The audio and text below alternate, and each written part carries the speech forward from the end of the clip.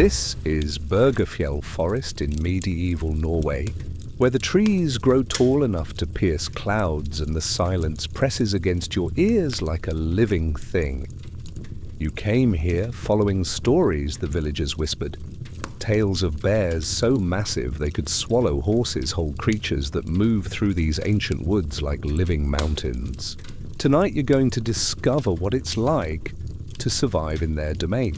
Before we step into those towering pines together, give this video a gentle like if you're ready for this journey, and subscribe for more historical sleep stories that transport you to times when the wilderness was truly wild. You've been walking for 3 long, increasingly difficult days now, following what the villagers of Røros called an ancient hunting trail. Though trail might be an overly generous term for the faint deer path that winds like a thread through this primordial landscape of towering trees and moss-covered stones. The path itself seems to shift and change as you follow it, sometimes clear enough that a child could follow it, sometimes fading to nothing more than a slight depression in the forest floor, a subtle alignment of stones that might be natural or might be the work of hands that ceased their labor centuries ago. Your leather boots, handcrafted by the village cobbler using techniques passed down through 7 generations of his family, have been worn soft and supple from countless miles of travel over every kind of terrain Norway can offer. They move soundlessly through a carpet of fallen pine needles and moss, so thick and spongy it feels like walking on nature's own featherbed, each step releasing the rich, complex scent of centuries of decomposition and renewal, the endless cycle that keeps these ancient forests alive and thriving in their pristine glory. The leather itself tells a story, stained dark with pine pitch and berry juice scuffed from contact with countless stones and roots, shaped now perfectly to your feet by the long miles of this journey. They've carried you through bogs that could swallow a man whole, over granite ridges that seem to scrape the belly of the sky, and now into this cathedral of trees where even the air feels different, heavier, somehow charged with the weight of centuries and the presence of powers that have never known human dominion. The air here tastes fundamentally different, cleaner and sharper than anything around human settlements, with hints of pine resin and the mineral tang of ancient stone. There's something intoxicating about breathing air this pure, this utterly untouched by human influence. Above you, Norway spruce and Scots pine stretch impossibly high toward a sky you can barely glimpse through the dense canopy that filters and transforms the sunlight into something ethereal and otherworldly. Their trunks are so massive that 3 grown men with their arms outstretched couldn't begin to encircle them, ancient giants that were already old when the first humans settled in these northern lands, already ancient when the Romans walked their roads, already wise with centuries when Christ walked the hills of Palestine. The bark of these giants is deeply furrowed and rough under your hand when you pause to rest against one textured like the weathered face of some primordial god carved from living wood. Each furrow and ridge tells a story of seasons beyond counting, of storms weathered and droughts endured, of the slow, patient growth that has lifted these crowns toward the light over centuries of quiet persistence. Running your fingers along these grooves, you can almost feel the slow pulse of sap, the patient circulation of life through wood that has witnessed the rise and fall of human civilizations. Shafts of golden afternoon light filter through the canopy in cathedral-like beams, illuminating dancing clouds of pollen and insects that sparkle in the ethereal light. Everything here feels ancient beyond comprehension, patient in a way that makes human urgency seem like a child's tantrum. The silence is profound but full of small sounds. The soft drip of condensation, gentle rustling of small creatures, the distant tap-tap-tapping of a woodpecker against ancient bark. Somewhere high above, a bird calls with a voice so pure it might have been the first song ever sung in these groves. You pause frequently to check your bearings, pulling out the rough drawn map the village elder gave you with trembling hands. The parchment crackles softly, yellowed with age and marked with careful notations from generations of travellers who ventured here before you. According to his markings, there should be a stream nearby. Børgefjell, he called it. Bear Creek. The name didn't worry you then, sitting safely by his warm hearth. Now, surrounded by this vast green silence, it carries ominous weight. A sound makes you look up sharply. The distant crack of a branch, heavy and deliberate, carrying through the still air with substantial weight behind it. Not the casual snap of deadwood falling, but something with real mass moving through the undergrowth with purpose. The sound echoes between massive tree trunks, making it impossible to determine direction. You stand perfectly still listening, but hear only wind through pine boughs and the faint trickle of running water ahead. That must be the stream, you think, folding the map and tucking it away. Your stomach rumbles softly, reminding you that your last meal was hours ago when the forest seemed merely mysterious rather than dangerous. As you make your way toward the water, the forest floor changes beneath your feet. The needle carpet gives way to patches of moss, so vibrantly green it almost glows, creating a walking surface so soft it feels like treading on clouds. Strange fungi emerge from fallen logs like alien flowers.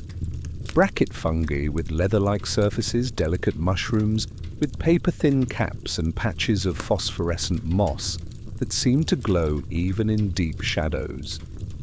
This is a world within a world, an ecosystem so complex you feel like an interloper in some ancient conversation between earth and sky.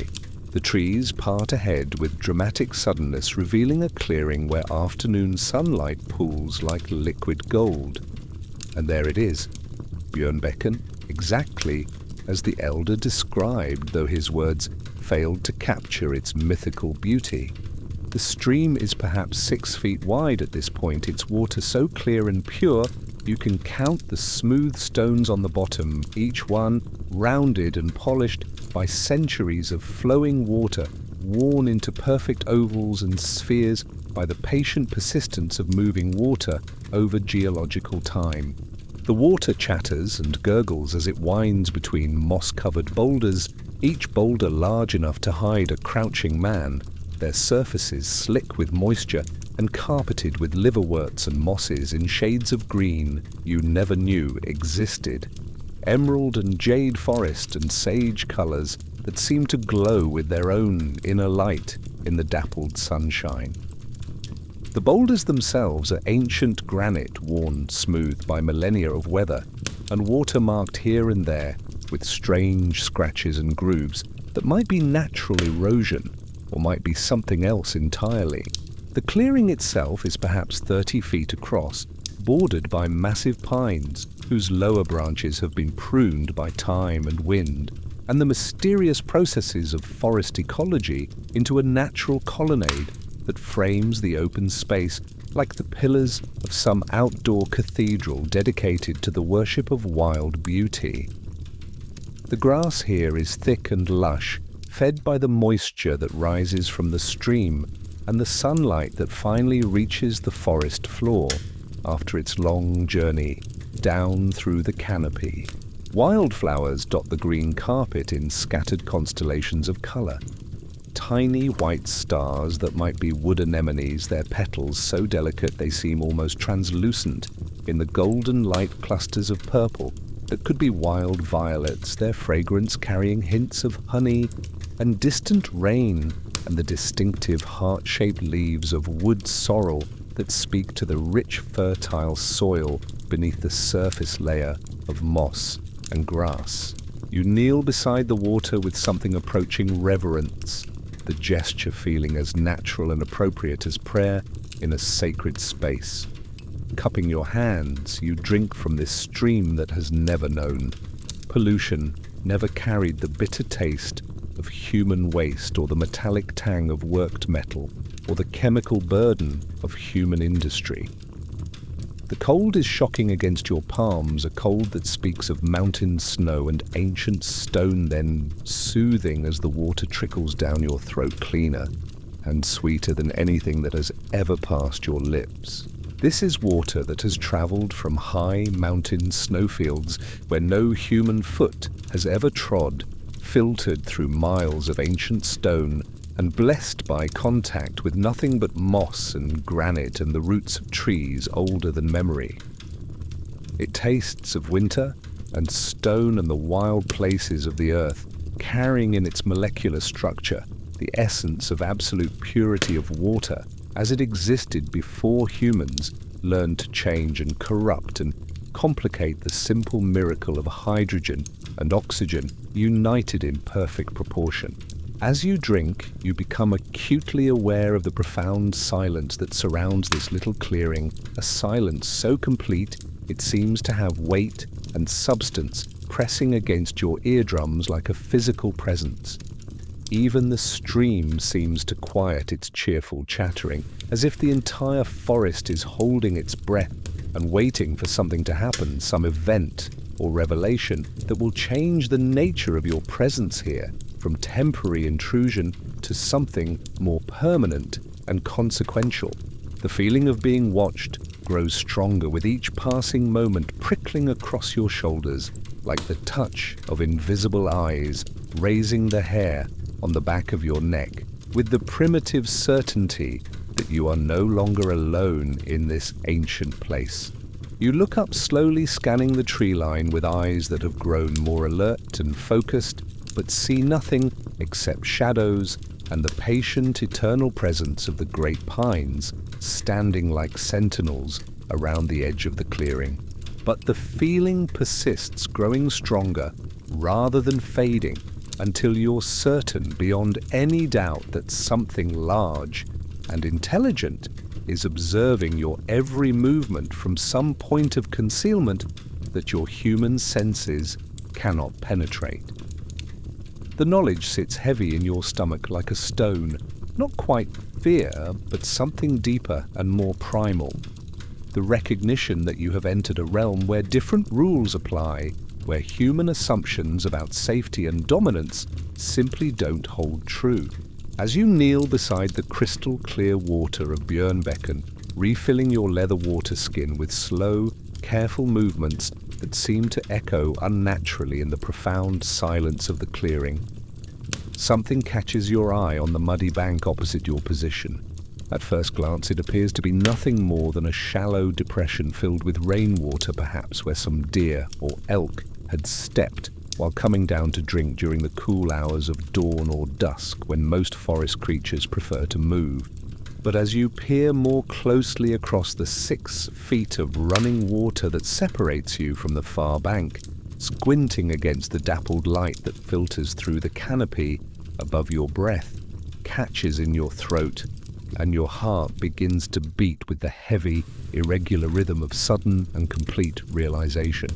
The depression is too large, too deep, too perfectly formed to be anything natural or accidental. It's a paw print, but not just any paw print. This one is enormous beyond anything in your experience or imagination, easily the size of a large dinner plate pressed deep into the soft, dark earth, with a weight that speaks of something beyond your wildest fears or dreams.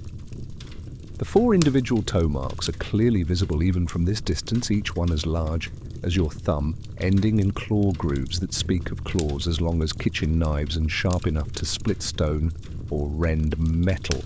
The main pad is huge, round, deeply impressed into the mud, with a weight that must have been tremendous, creating edges so sharp and clear they look as if they were carved by a master sculptor working in clay. Around the edges of the print, the earth has been pushed up in small ridges where the enormous weight compressed the soil beyond its ability to absorb the pressure, creating a perfect mold that captures every detail of the creature that made it. But it's the sheer scale that makes your hands begin to tremble slightly as you crouch there by the water's edge, staring across the narrow stream at evidence of something that challenges every assumption you've ever held about the natural world. You've seen bear tracks before during your travels through other forests, modest impressions left by the normal-sized brown bears that occasionally wander through the settled regions of Norway prints that seemed impressive enough in their own right when you encountered them.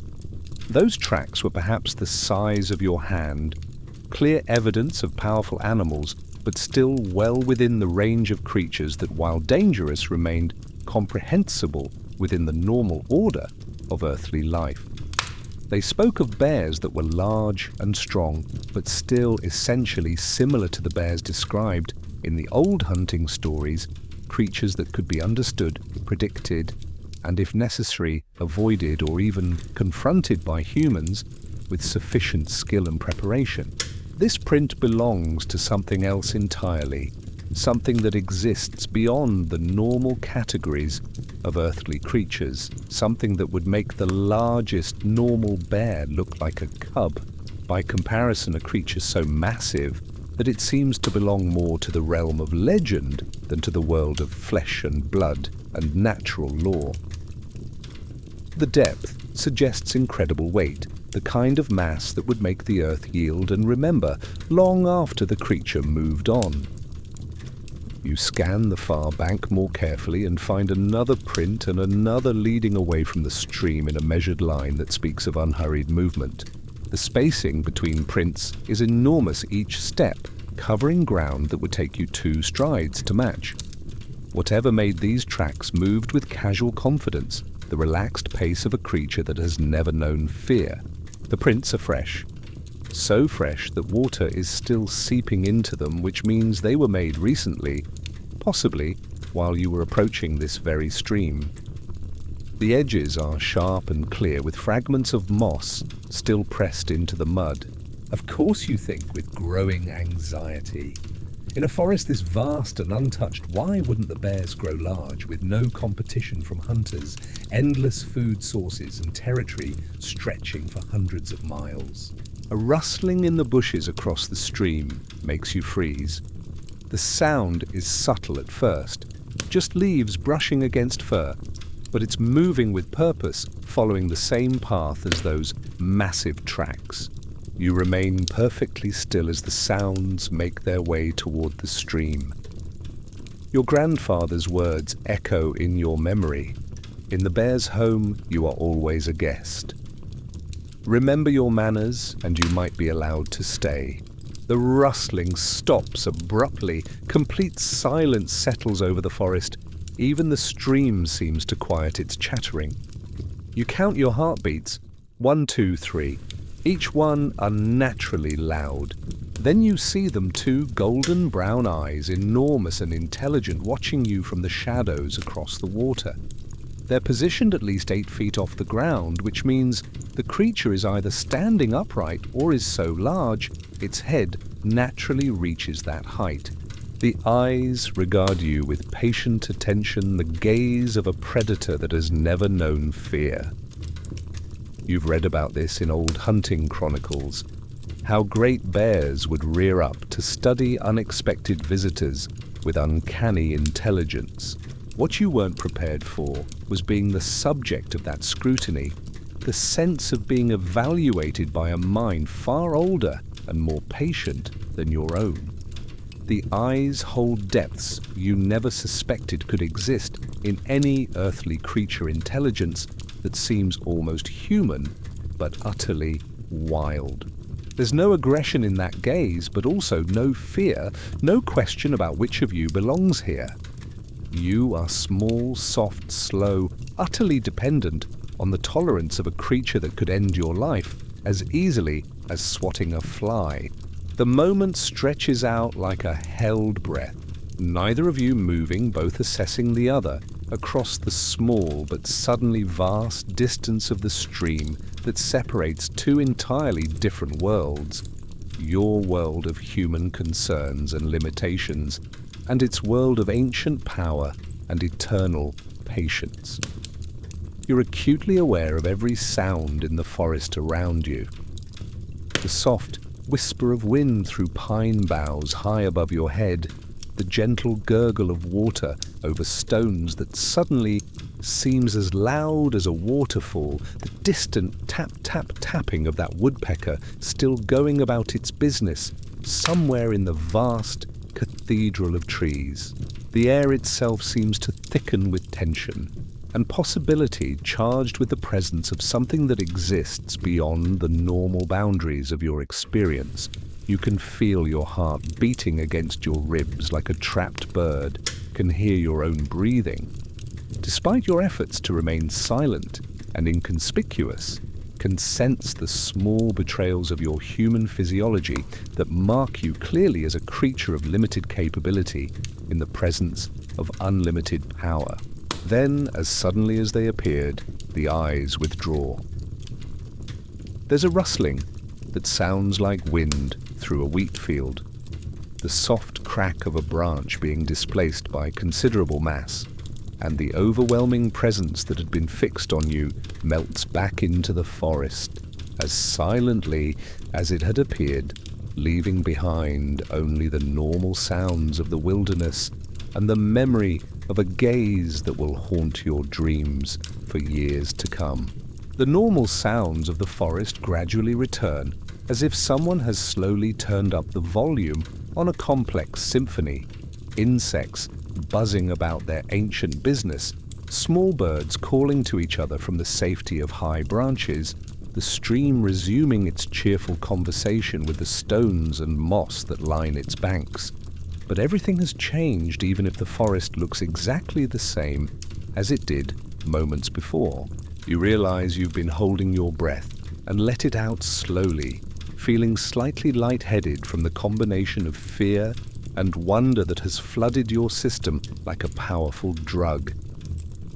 Your hands are trembling visibly now as you finish filling your water skin, the simple task requiring more concentration than it should, as your mind struggles to process what you've just experienced to fit this impossible encounter into your understanding of what's possible in the natural world.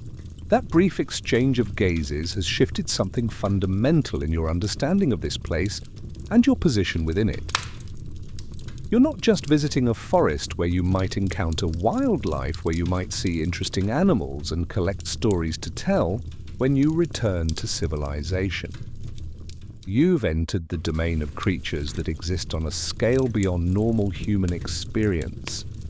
Beings that view the entire vast wilderness as their personal territory, their private kingdom, where they rule according to laws far older than human society.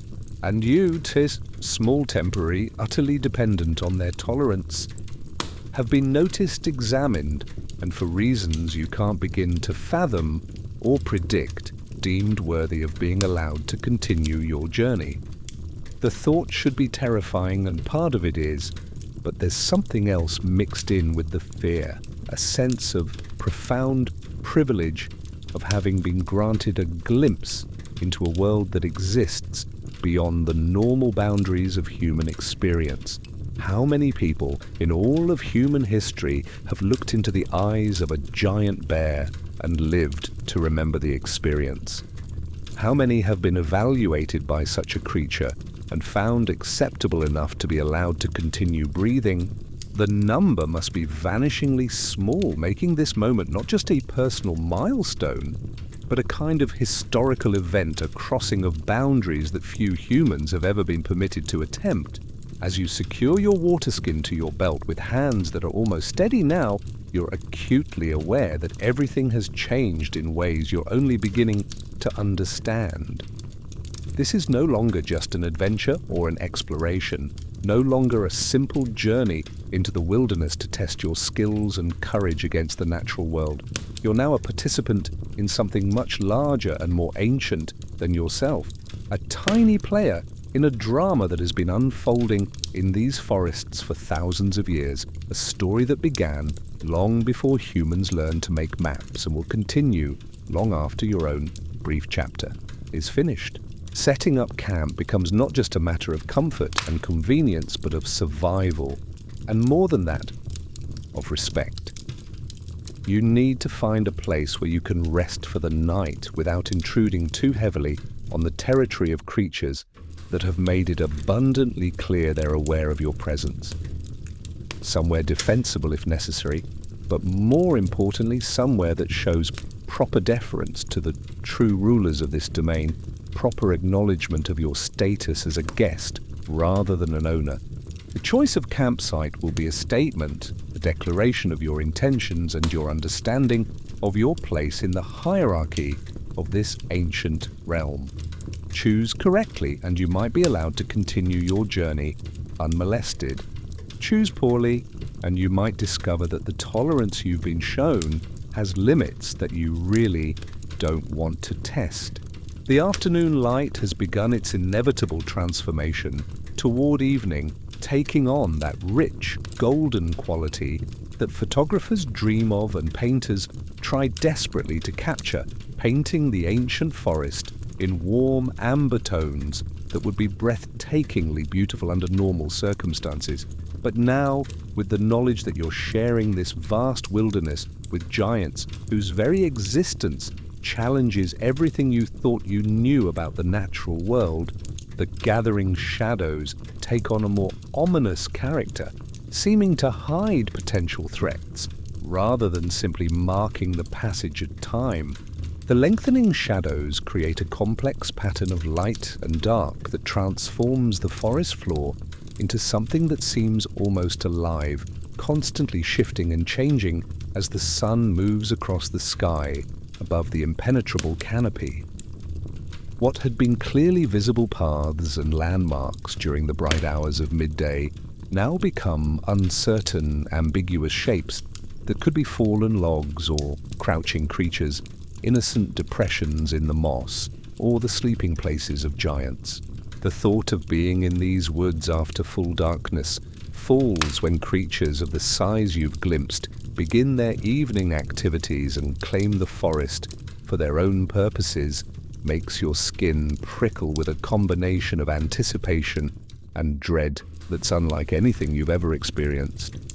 Night in this place will not be the gentle darkness of settled areas, broken by the warm glow of hearth fires and the comforting sounds of human activity.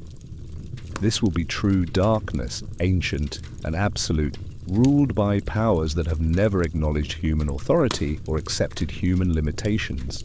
You find a small clearing, perhaps 100 yards back from the stream, carefully positioned to be close enough to water for convenience, but far enough away to avoid interfering with the drinking and bathing routines of the local wildlife. The space is tucked between three massive pines, whose ancient trunks form a natural windbreak that will help protect your small camp from the mountain winds that blow down from the high peaks during the night hours. The trees themselves are monuments to patience and endurance, their trunks so large that each one could shelter a dozen men, their bark bearing the scars and markings of centuries of storms and seasons. Deep scratches mark their surfaces at various heights, some fresh enough to weep, sap others old and healed, but still visible as permanent records of encounters with creatures large enough and powerful enough to leave their mark on living wood. The space is just large enough for your small canvas tent, with enough room left over for a modest fire ring and a small area where you can spread your gear for easy access during the night. Most importantly, it's backed by a steep granite outcropping that rises almost vertically for 30 feet, providing solid protection for your back and limiting the directions from which anything might approach during the vulnerable hours of sleep.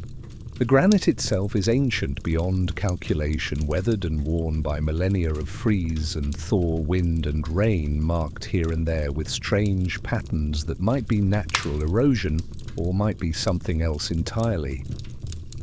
In several places you notice gouges and scratches in the stone, that look disturbingly fresh marks that suggest claws strong enough to score solid rock, powerful enough to leave permanent evidence of their passage.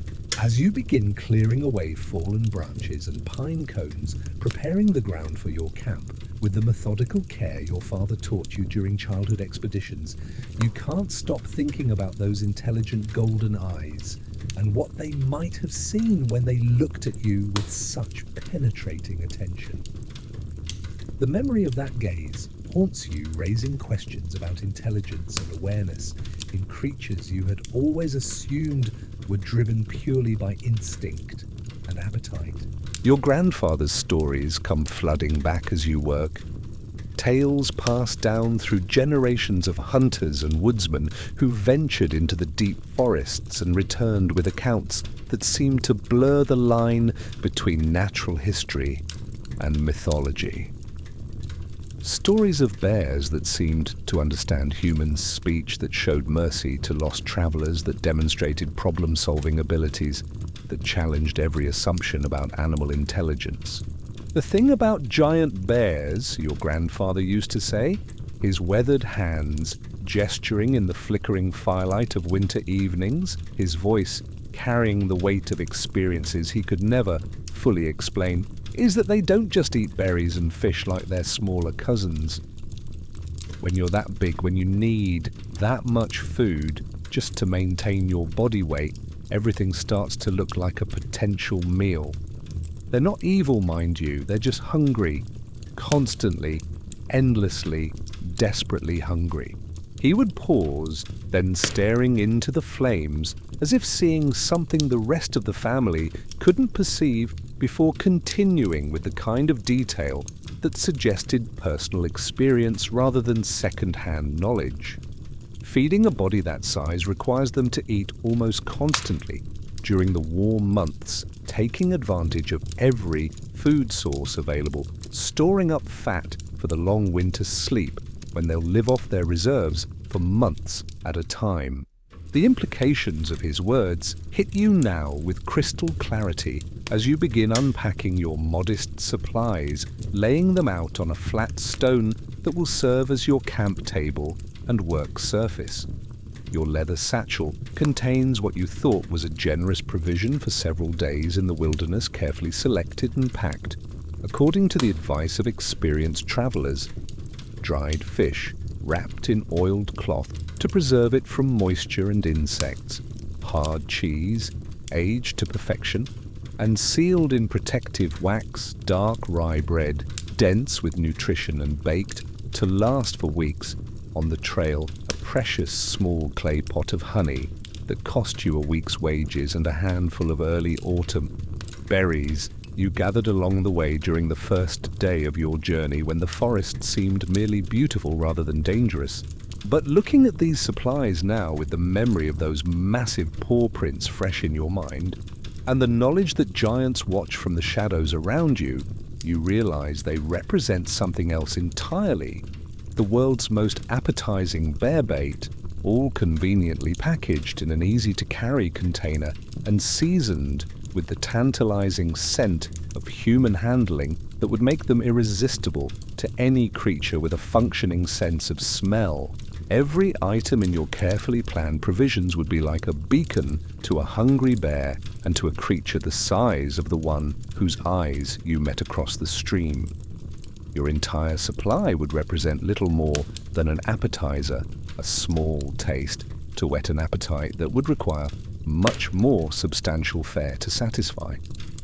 The dried fish alone would be enough to draw curious giants from miles around its concentrated protein and salt content, making it as attractive to bears as fresh salmon, but much easier to obtain and consume. The honey especially would be like a signal fire in the night, its sweet scent carrying for incredible distances through the still forest air and speaking directly to the deepest cravings of creatures that spend much of their time searching for concentrated sources of energy. Bears have a sense of smell 7 times more acute than a bloodhound's, capable of detecting scents across distances that would seem impossible to creatures limited to human sensory capabilities. To a giant bear, the small pot of honey you carry would represent the equivalent of finding a cache of pure gold, a concentrated source of easily digestible calories that could fuel their enormous metabolism for days.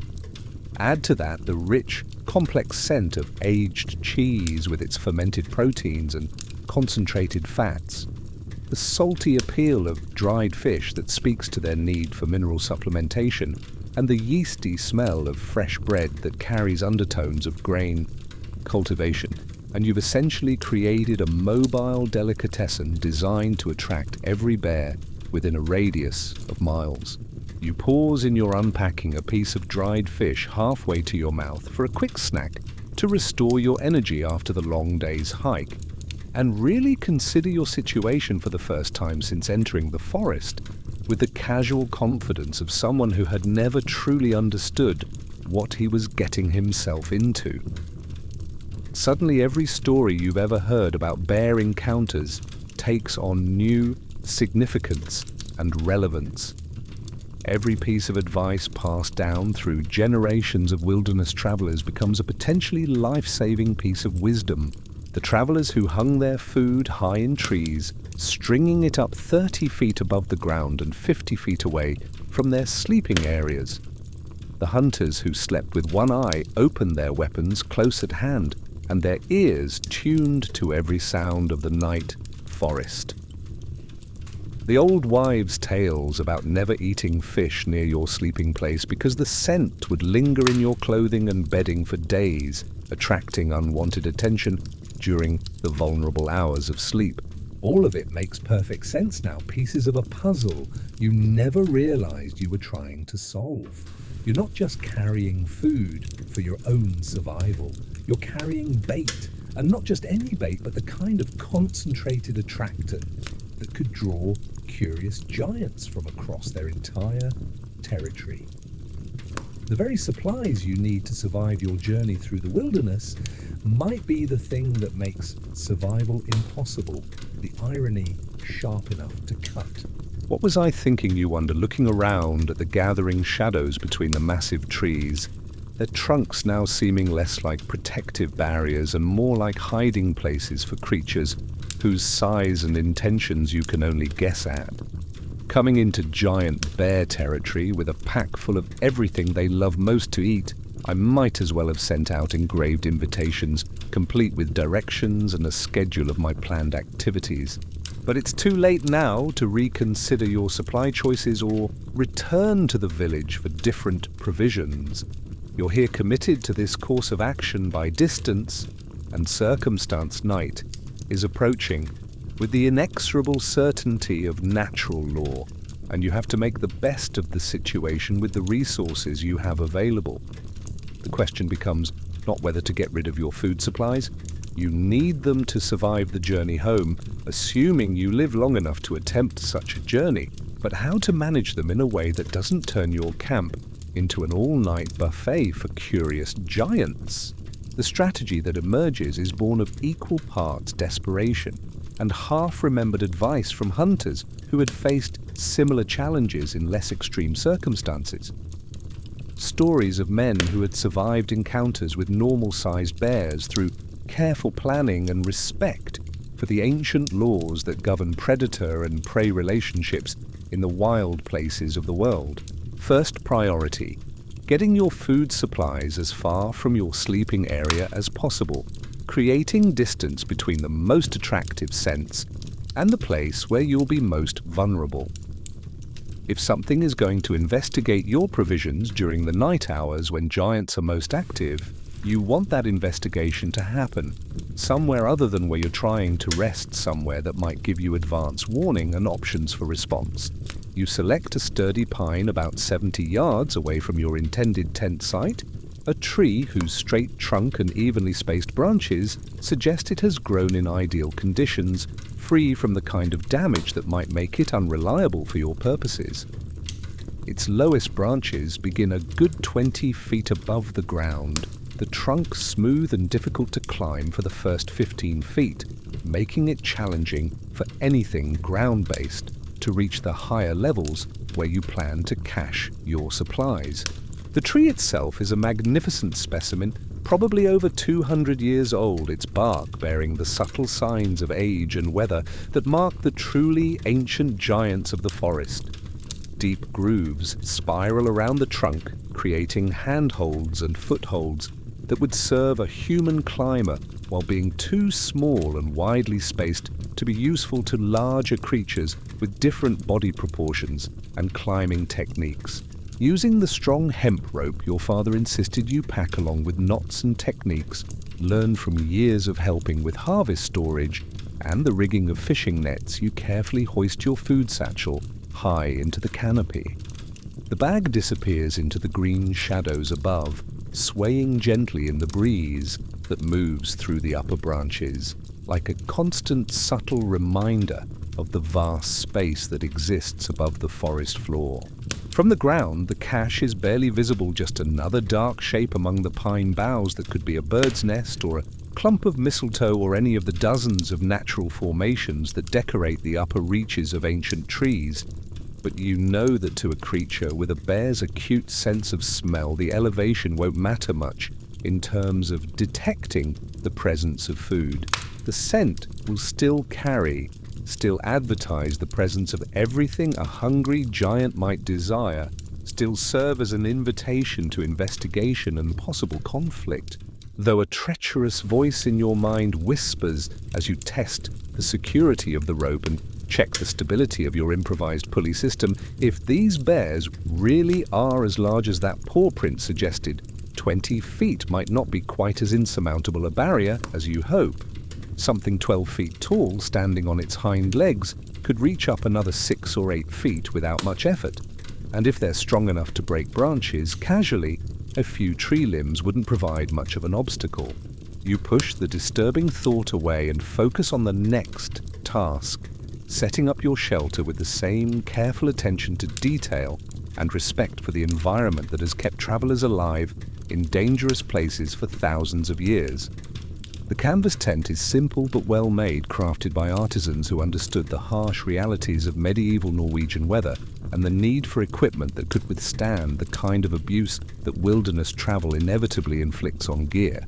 The fabric itself tells a story of careful preparation and traditional craftsmanship, woven from flax, grown in fields blessed by perfect weather, treated with pine pitch and beeswax to shed water and resist tearing, reinforced at stress points with extra layers of cloth and leather binding.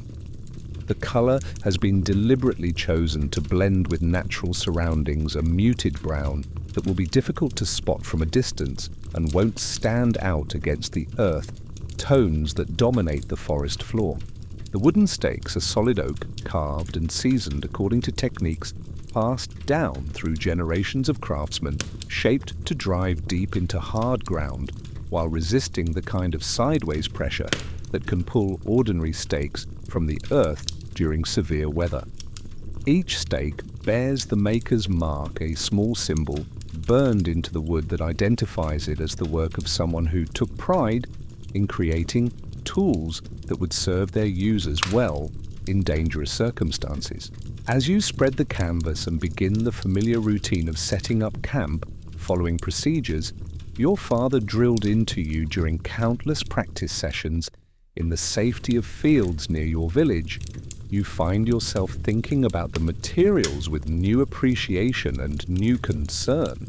The canvas is thick and well treated, but hardly impenetrable to a creature with claws the size of kitchen knives. A determined giant bear could reduce it to ribbons without significant effort, shredding the fabric like paper and scattering the pieces across half the forest. The stakes are solid oak and deeply driven, but hardly massive enough to withstand the kind of force a creature of enormous size could bring to bear. A single swipe from something the size of the bear whose tracks you've been studying could pull them from the ground like toothpicks, collapsing your shelter and leaving you completely exposed to whatever elements or predators the night might bring. The whole structure, which seemed so sturdy and protective when you practiced setting it up in the safety and comfort of your village, now feels rather like a child's playhouse in the shadow of those enormous paw prints you've been contemplating. You remember your grandfather's rueful description of finding a hunting camp that had been visited by a curious giant bear, his voice carrying the mixture of awe and dark humor that marked all his best stories. It looked, he had said, with a chuckle that didn't quite hide his underlying seriousness, like someone had tried to fold a large tablecloth and given up halfway through the process. Canvas scattered to the 4 wind stakes, pulled up like carrots from soft ground, and gear spread across half a meadow as if someone had dumped out a giant's laundry basket. The image he painted was both amusing and terrifying, a reminder that the equipment and techniques that work perfectly well for dealing with normal-sized wildlife become almost comically inadequate when applied to creatures that exist on a completely different scale of size and power. Well, you think as you drive the final stake into the soft forest floor and tighten the guy ropes that will hold your tent against the mountain winds that blow down from the high peaks during the night hours, at least it will keep the rain off and provide some psychological comfort. And maybe, if I'm very quiet and very lucky and very respectful, our enormous neighbor will have better things to do tonight than investigate the strange new addition to his territory. As if summoned by your thoughts, as if the very act of considering the giants has somehow attracted their attention, a sound rolls through the forest that makes every hair on your body stand on end and sends primitive signals racing through your nervous system like wildfire. It starts as a low rumbling so deep it's almost below the range of human hearing, seeming to come from the earth itself rather than from any creature you could imagine. The sound builds, slowly rising in volume and intensity like distant thunder approaching across mountains until it becomes a tremendous bellow that echoes off the granite cliffs and seems to shake the very needles on the pine trees around you. The force of it is almost physical, a wave of sound that you can feel in your chest, cavity vibrating through your bones and organs, with a power that speaks to lungs the size of bellows, and a throat that could swallow a grown man without effort. The bellow is like nothing you've ever heard in your life. Deeper than thunder, more powerful than the roar of an avalanche, or the crash of enormous trees falling in a storm, yet somehow organic, alive, full of intelligence and purpose, and a kind of raw vitality that speaks to forces beyond human understanding.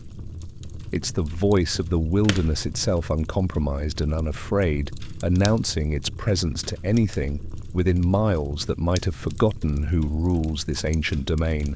The sound fades slowly, echoing and re-echoing between the massive tree trunks like a message being passed from one part of the forest to another, until it's finally absorbed by the vast silence of the wilderness and disappears into the growing shadows of evening. For long moments afterward, complete quiet settles over the forest like a thick blanket, deeper and more profound than any silence you've ever experienced. Even the stream seems to stop its cheerful chattering, as if all of nature is waiting to see what will happen next, what response will come to this primordial announcement. The very air seems to hold its breath, charged with expectation and the sense that ancient powers are stirring, preparing for the activities that will claim the forest once full darkness falls. Then from somewhere impossibly distant, yet somehow still too close for comfort, comes an answering call. Another deep, rolling bellow that speaks of size and power beyond anything in your previous experience. Then another from a different direction entirely, and another after that until you realize with a mixture of awe and growing alarm that you're witnessing something that few humans have ever been privileged to hear. This is the evening conversation of giant bears calling to each other across their vast territory as the sun begins to set and the forest prepares for the transition from day to night. They're announcing their presence, claiming their individual domains, perhaps sharing information about the strange new visitor who has appeared in their realm, carrying the concentrated sense of every food they crave, most desperately. It's beautiful and terrifying in equal measure, a reminder that you're nothing more than a small interloper in an ancient drama far larger than yourself. A temporary presence in a story that began long before humans learned to make fire, and will continue long after your own species has been forgotten. This forest has been home to these giants for countless generations, and their voices carry the weight of ages, the authority of creatures who have never questioned their right to rule this green kingdom according to their own ancient laws. As full darkness settles over the ancient forest like a thick woolen blanket woven from shadow and starlight, transforming the familiar shapes and landmarks of day into the mysterious and potentially threatening unknowns of night. You find yourself studying the trees around your small camp with new eyes and a growing sense of desperate calculation. The conventional wisdom you've carried your entire life, advice passed down through generations like sacred knowledge, echoes in your mind with the persistence of a prayer. If you encounter a bear, climb a tree. This advice has been repeated so often and with such conviction that it has taken on the weight of natural law as fundamental and unquestionable as the fact that fire burns or water flows downhill. Every child in Norway learns it alongside other basic survival principles. Wisdom that has saved countless lives over the centuries by providing a reliable escape route when humans found themselves face to face with the normal-sized brown bears that occasionally wander through settled areas in search of food or territory.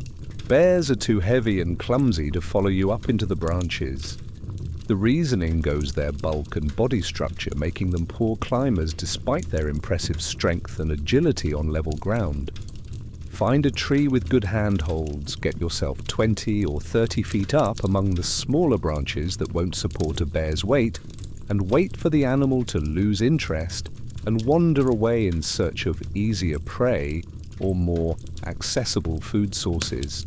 It's wisdom that has been tested and proven in countless encounters over hundreds of years, advice that has allowed hunters and travelers to survive meetings with dangerous wildlife and return home with stories of their cleverness and cool thinking under pressure.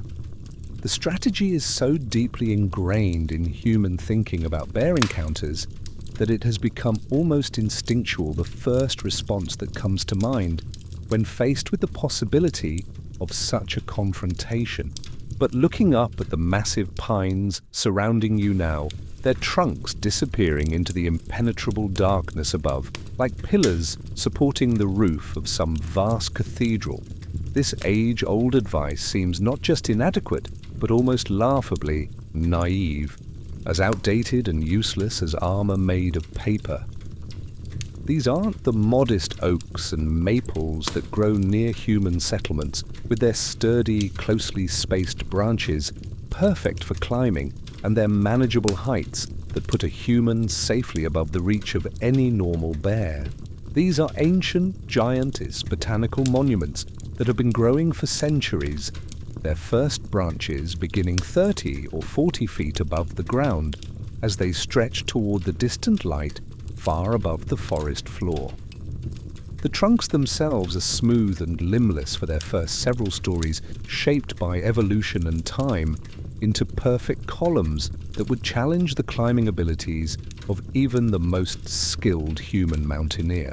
Even if you could somehow scale one of these towering monuments, and that's a very large and increasingly doubtful if given your limited climbing experience and the complete absence of proper equipment, you're beginning to suspect with growing certainty that the sheer size of the local bears might make the whole strategy not just pointless, but actively dangerous. That creature you glimpsed earlier, standing upright across the stream, with its golden eyes fixed on you with such unsettling intelligence, had been tall enough to reach branches that would have represented perfect safety in any normal forest. 8 feet off the ground, which used to seem like an insurmountable barrier between predator and prey, now appears to be well within easy reach of the giants that call this place home. A sound from the darkness beyond your firelight interrupts your increasingly pessimistic thoughts and brings your attention sharply back to the immediate present, the unmistakable crack of breaking wood, but not the sharp snap of a falling branch or the dry crack of deadwood finally succumbing to rot and gravity. This is the deep, splintering sound of something substantial and living, giving way under enormous weight and pressure, the sound of healthy wood being broken by force, rather than failing due to natural causes. The crack echoes through the forest like a gunshot, followed immediately by a heavy thud that seems to make the ground vibrate slightly beneath your bedroll, an impact that speaks of mass beyond your ability to calculate accurately. The sound is so heavy, so final, that it seems to register not just in your ears but in your bones, a vibration that travels through the solid earth and up into your body like a physical reminder of the enormous forces at work in this ancient ecosystem.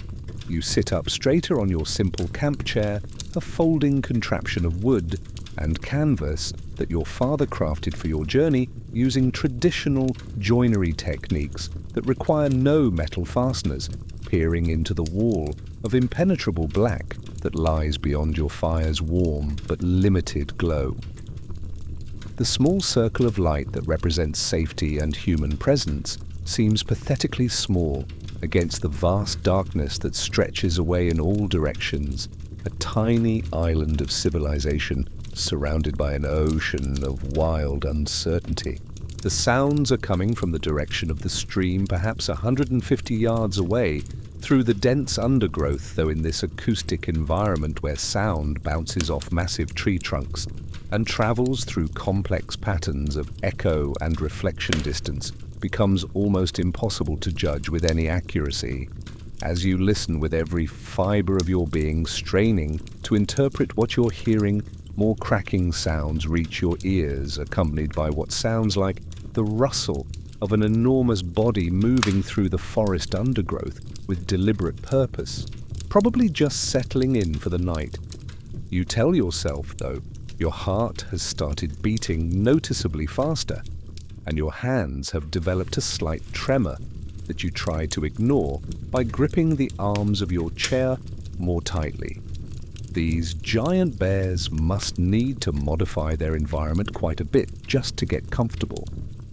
Breaking a few branches to clear sleeping space, pushing aside obstacles that would stop smaller creatures making the kind of major alterations to their surroundings that creatures of their size would naturally require.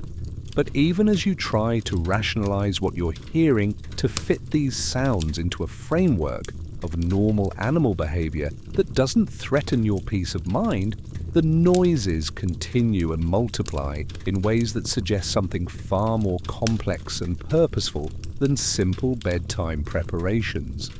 More breaking wood, some of it substantial enough to echo through the forest like artillery fire. The heavy rustle of vegetation being pushed aside or crushed underfoot by something moving with significant mass and determination.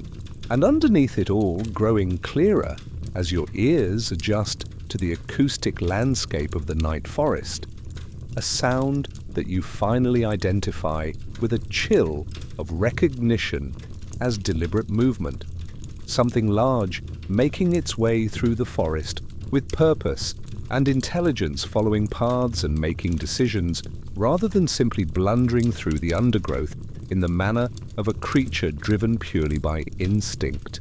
The sounds stop abruptly, cut off as if by command, leaving behind that unnaturally complete silence you're beginning to recognize as a characteristic of this place when the giants are active and alert.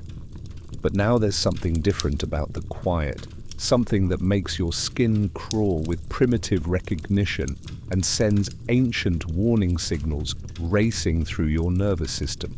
It's the silence of being watched, of being the focus of attention from something large and powerful and utterly beyond your ability to control or predict. The feeling is so strong it's almost physical, a weight pressing against your consciousness that speaks to the presence of intelligence focused entirely on your small camp and everything you're doing within it. You add another piece of wood to your fire, and the flames leap higher temporarily, pushing your bubble of visibility a few feet further into the surrounding blackness and creating a brief illusion of expanded safety and control. The sudden increase in brightness reveals something that makes your blood run cold and your mouth go dry with a fear so primitive it bypasses rational thought entirely.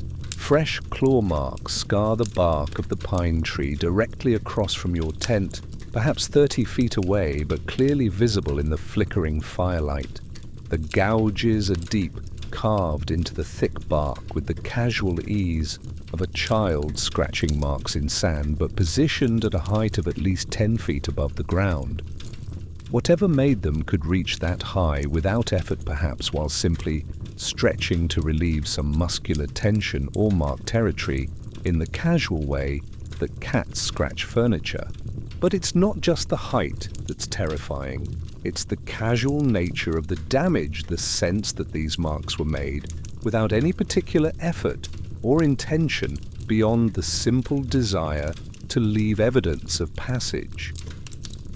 These aren't the desperate scratches of a bear struggling to climb or fighting for purchase on difficult terrain. These aren't the territorial markings of a creature claiming new ground or warning away competitors. They're the idle marks of something so large and powerful that carving furrows in solid tree bark requires no more effort than you might exert in running your fingers through loose sand. The implications of such casual strength are staggering, speaking to a level of physical power that renders human concepts of force and resistance almost meaningless. The implications hit you like a physical blow, a revelation that changes your understanding of your situation so fundamentally that you have to consciously remind yourself to continue breathing. If a giant bear can casually reach 10 feet high while standing on the ground, then the traditional strategy of climbing trees for safety isn't just inadequate. It's potentially suicidal, a course of action that might actually make you more vulnerable rather than less.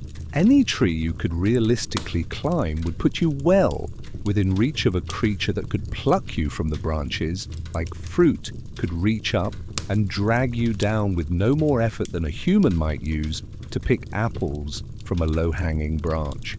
The very strategy that generations of your ancestors relied upon for survival in bear country would in this place serve only to trap you in a position where escape becomes impossible and resistance futile. But the real horror comes when you notice that the claw marks aren't random scratches left by accident or instinct. They're evenly spaced, parallel, and purposeful, suggesting not just enormous strength but intelligence and intention behind their creation.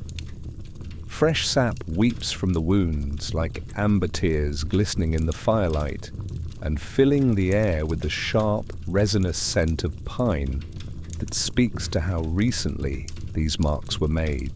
The sap is still liquid, still flowing, which means these gouges were carved into the living wood within the last few hours, possibly while you were setting up camp, perhaps while you were hanging your food supplies in what you thought was a safe tree. The giant that made these marks was close enough to observe your activities, patient enough to watch your preparations, intelligent enough to understand what you were doing and why.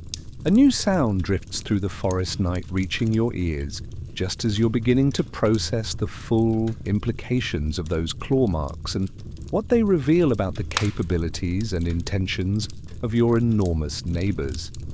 It's a different kind of rustling, rhythmic and purposeful, accompanied by the distinctive scrape of claws against bark and the sharp crack of small branches giving way under considerable weight.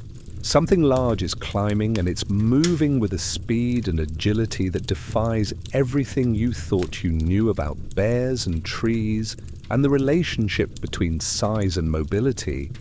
The sounds are coming from a tree perhaps 50 yards away, invisible in the darkness, but close enough that you can hear every detail of the ascent with terrifying clarity. And it's moving fast, much faster than any creature that size should be able to move vertically through a complex three-dimensional environment. Whatever is making those sounds started from ground level, and within moments has reached heights that would have taken you long minutes to achieve, assuming you could climb these botanical giants at all. The progression is steady, efficient, and utterly confident, the movement of a creature that views trees not as obstacles to be overcome, but as highways to be traveled. You can hear individual claws finding purchase in bark, the scrape and grip of natural climbing tools that have been perfected by millions of years of evolution for exactly this kind of movement. There's the crack of branches giving way under weight, but not the desperate scrambling you might expect from a clumsy creature struggling against gravity and its own limitations. This is controlled, efficient climbing by something that views the vertical environment as its natural habitat, something that moves through the canopy with the same ease and confidence that you might walk across level ground. The creature isn't fighting the tree, it's using it, working with its structure and characteristics rather than against them, demonstrating an understanding of three-dimensional movement that puts human climbing abilities to shame. A substantial branch crashes to the forest floor somewhere in the darkness, heavy enough to shake the ground where it lands and create an impact that you can feel through the soles of your feet. Then another larger, still followed by the sharp crack of even more substantial wood giving way. Whatever is up there isn't being particularly careful about its route through the canopy, and why would it need to be? When you're large enough and strong enough to simply break through obstacles rather than navigate around them, when your strength allows you to treat substantial tree limbs as minor inconveniences rather than serious barriers, the forest becomes a much more accommodating place. The normal rules about which branches will support weight and which routes are passable simply don't apply to creatures that exist on this scale of size and power. The climbing sounds continue for what feels like an eternity, but is probably only a few minutes each scrape and crack and rustle, serving as a reminder of just how completely you've misunderstood your situation and how inadequate your human-scale solutions are for dealing with giants. Higher and higher the creature goes until you begin to hear the distinctive crack and sway of the very highest branches, the flexible tips of the tree that bend and flex under even modest weight. Whatever is up there has climbed beyond the reach of any earthbound creature into the realm where only birds and the wind normally venture into the very crown of the forest where the great trees touch the sky, and it has done so with an ease and speed that makes human climbing look like the clumsy fumbling of creatures never meant to leave the ground. Then the sounds stop abruptly, cut off, as if a switch has been thrown, leaving behind complete silence that seems to pulse with potential energy. But now you know with absolute certainty that at least one giant bear is positioned high above the forest floor, probably looking down at your small camp from a vantage point that gives it a perfect view of everything you're doing, every move you make, every decision you consider. The traditional wisdom about bears and trees doesn't just fail in this environment, it's actively dangerous, a comforting lie that normal-sized humans tell themselves about a world they've never really understood. In the domain of giants, all the old rules are worthless, and survival depends not on outdated strategies inherited from ancestors who never faced anything like these creatures. These bears don't just climb trees, they own them. The entire vertical landscape of the forest is their domain, from the moss-covered floor to the swaying tops of the highest pines. There is no escape upward, no sanctuary in the branches, no safety to be found in height when your pursuers can move through the three-dimensional world of the canopy with greater ease and speed than you can manage on level ground. You're trapped on the ground level of a multi-dimensional world ruled by giants who can move through all levels of that world with equal ease and devastating efficiency. The realization settles over you like a cold, heavy blanket, bringing with it a new understanding of just how completely you're at the mercy of creatures that could end your life without even considering it a challenge worth their attention. The fire burns lower as the night progresses through its ancient stages, its cheerful crackling, providing a rhythmic heartbeat in the vast silence that has settled over the forest like a living thing. The flames have settled into a steady, hypnotic dance that casts wavering shadows on the thick canvas walls of your tent, while painting the nearby tree trunks in warm shades of orange and gold that flicker and shift with each breath of wind through the coals. Despite your best efforts to stay alert and vigilant to maintain the kind of heightened awareness that might keep you alive in this realm of giants, exhaustion begins to weigh heavily on your eyelids like lead blankets.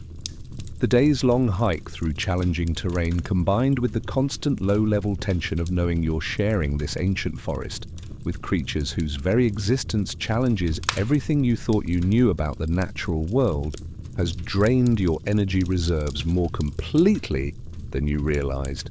The adrenaline that kept you sharp and alert during your encounter at the stream, that sustained you through the process of setting up camp and caching your food supplies, is beginning to fade like a drug, wearing off, leaving behind a bone-deep weariness that no amount of willpower seems able to overcome. Your body aches in places you didn't know could ache, your legs trembling slightly from the unaccustomed exertion of navigating through dense undergrowth and over fallen logs the size of houses. The physical demands of wilderness travel are compounded by the mental strain of constant vigilance, the exhausting effort of trying to interpret every sound and movement in an environment where your survival depends on understanding signals and warnings that your urban upbringing never prepared you to recognize. Every nerve in your body has been stretched taut for hours, waiting for signs of danger that might come from any direction at any moment. You bank the fire, carefully arranging the remaining pieces of deadwood with the precision your father taught you during childhood camping expeditions, creating a structure that will burn slowly through the long hours until dawn. The flames settle into a steady, controlled burn that will provide enough light to discourage most nocturnal predators while conserving your limited fuel supply for the duration of the night. The process is meditative, requiring the kind of careful attention to detail that helps quiet an overactive mind and prepare for the rest that your exhausted body desperately needs. Each piece of wood is positioned with consideration for airflow and burning rate, creating a carefully balanced system that will maintain itself for hours with minimal intervention. As you go through the familiar routine of preparing for sleep, your bedroll proves surprisingly comfortable despite the circumstances that surround you. The thick wool padding cushions you from the small roots and stones beneath, while your waterproof ground cloth keeps the dampness of the forest floor from seeping through and chilling your body during the coldest hours before dawn. You pull your heavy woolen cloak up to your chin, grateful for its warmth as the night air carries the deep chill of the Norwegian mountains, that bone-penetrating cold that reminds you how far north you've traveled and how isolated you are from any source of help or rescue. The familiar weight and texture of the cloak is deeply comforting, a tangible link to home and civilization, and the warm hearth you left behind when you decided to undertake this journey into the unknown. For a moment, lying there in your small shelter, with the fire crackling outside and the ancient forest stretching away in all directions, you can almost pretend you're just on a normal camping expedition, the kind of wilderness adventure that thousands of travelers undertake every year without incident. The canvas walls of your tent create a sense of enclosure and safety, a barrier between you and the vast unknown that lies beyond a psychological boundary that helps maintain the illusion of control and security. Your eyelids grow heavy as the warmth of your bedroll and the steady rhythm of the burning wood begin to work their soporific magic, the ancient human response to fire and shelter, and the promise of safety from the dangers that lurk in the darkness beyond the circle of light. You begin to drift towards sleep, lulled by the comforting crackle of burning pine and the sense of being safely enclosed in your own small portion of the wilderness. You're just beginning to slip into the blessed realm of dreams, your conscious mind finally releasing its death grip on alertness and allowing your exhausted body to seek the rest it desperately needs, when a sound brings you instantly, completely, terrifyingly awake.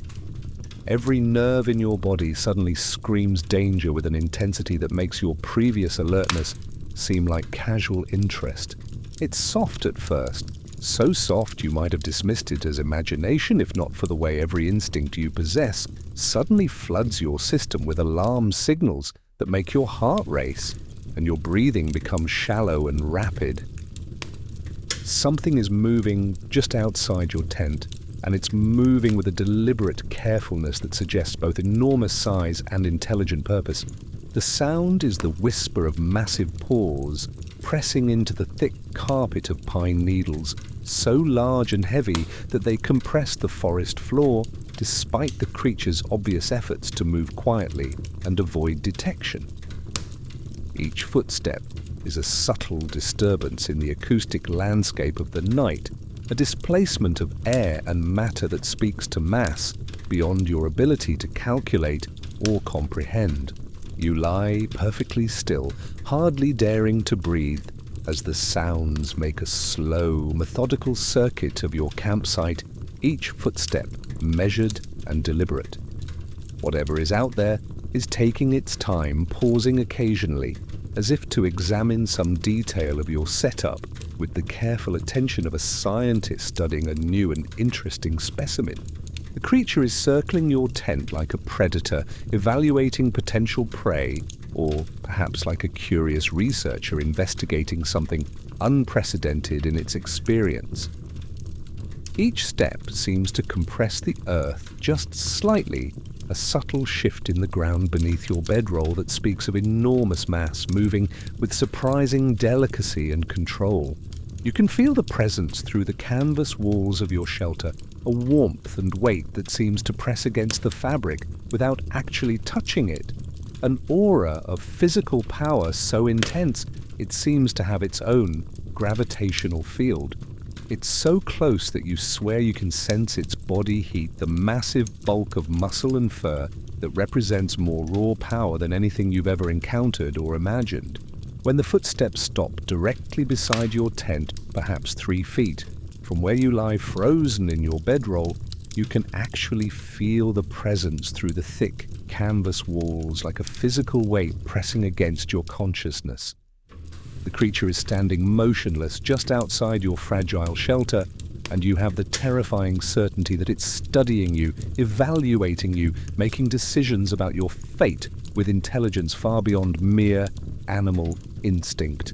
Then comes the sound that will haunt your dreams for years to come, assuming you survive this night to have dreams at all. A gentle, almost delicate sniffing, accompanied by the soft whistle of air being drawn through enormous nostrils. Your midnight visitor is investigating your scent, learning about you through the most primal and intimate of senses, gathering information about your species, your health, your emotional state, your very essence. The investigation is methodical and thorough, the kind of careful examination that a doctor might conduct or a scholar might undertake when studying something of particular interest. The sniffing moves slowly along the side of your tent, following your outline through the canvas with the precision of someone conducting a scientific survey, cataloguing every detail of your presence and condition. When the investigation reaches the area near your head, It pauses for what feels like an eternity, but is probably only seconds, a moment of focused attention that seems to stretch time itself into something elastic and strange. You can hear breathing now, deep, measured breaths that speak of lungs the size of bellows, a respiratory system designed to oxygenate a body beyond normal comprehension. Each exhale is a soft whoosh that makes the canvas flutter slightly against your face, carrying with it the wild scent of the deep forest pine resin and damp earth moss and ancient stone, and underneath it all, the unmistakable musk of a creature that has never known captivity or domestication. It's the smell of absolute wildness, of power, unconstrained by human law or understanding of freedom so complete it exists beyond human categories. The scent is intoxicating in its purity, carrying information about a way of life so different from human existence that it might as well be from another planet. This is the smell of a creature that has never compromised with human values, never accepted human limitations, never acknowledged human authority over any aspect of its existence. Please, you think desperately, your mind racing through prayers to every god you've ever heard, mention cycling through every protective charm and blessing your grandmother ever taught you. Please just be curious. Please don't be hungry. Please find me too small and insignificant to be worth the effort. Please let me be beneath your notice, too trivial to merit your attention. As if responding to your thoughts and the terrifying possibility that it might actually be intelligent enough to sense your mental state sends new waves of fear through your already overwrought nervous system. Something touches the canvas wall of your tent. The contact is gentle, exploratory rather than aggressive, but the power behind it is unmistakable and absolutely overwhelming. A single claw probably pressing against the fabric, just hard enough to test its resistance without immediately tearing through the material that represents the only barrier between you and a creature that exists on a completely different scale of power and capability.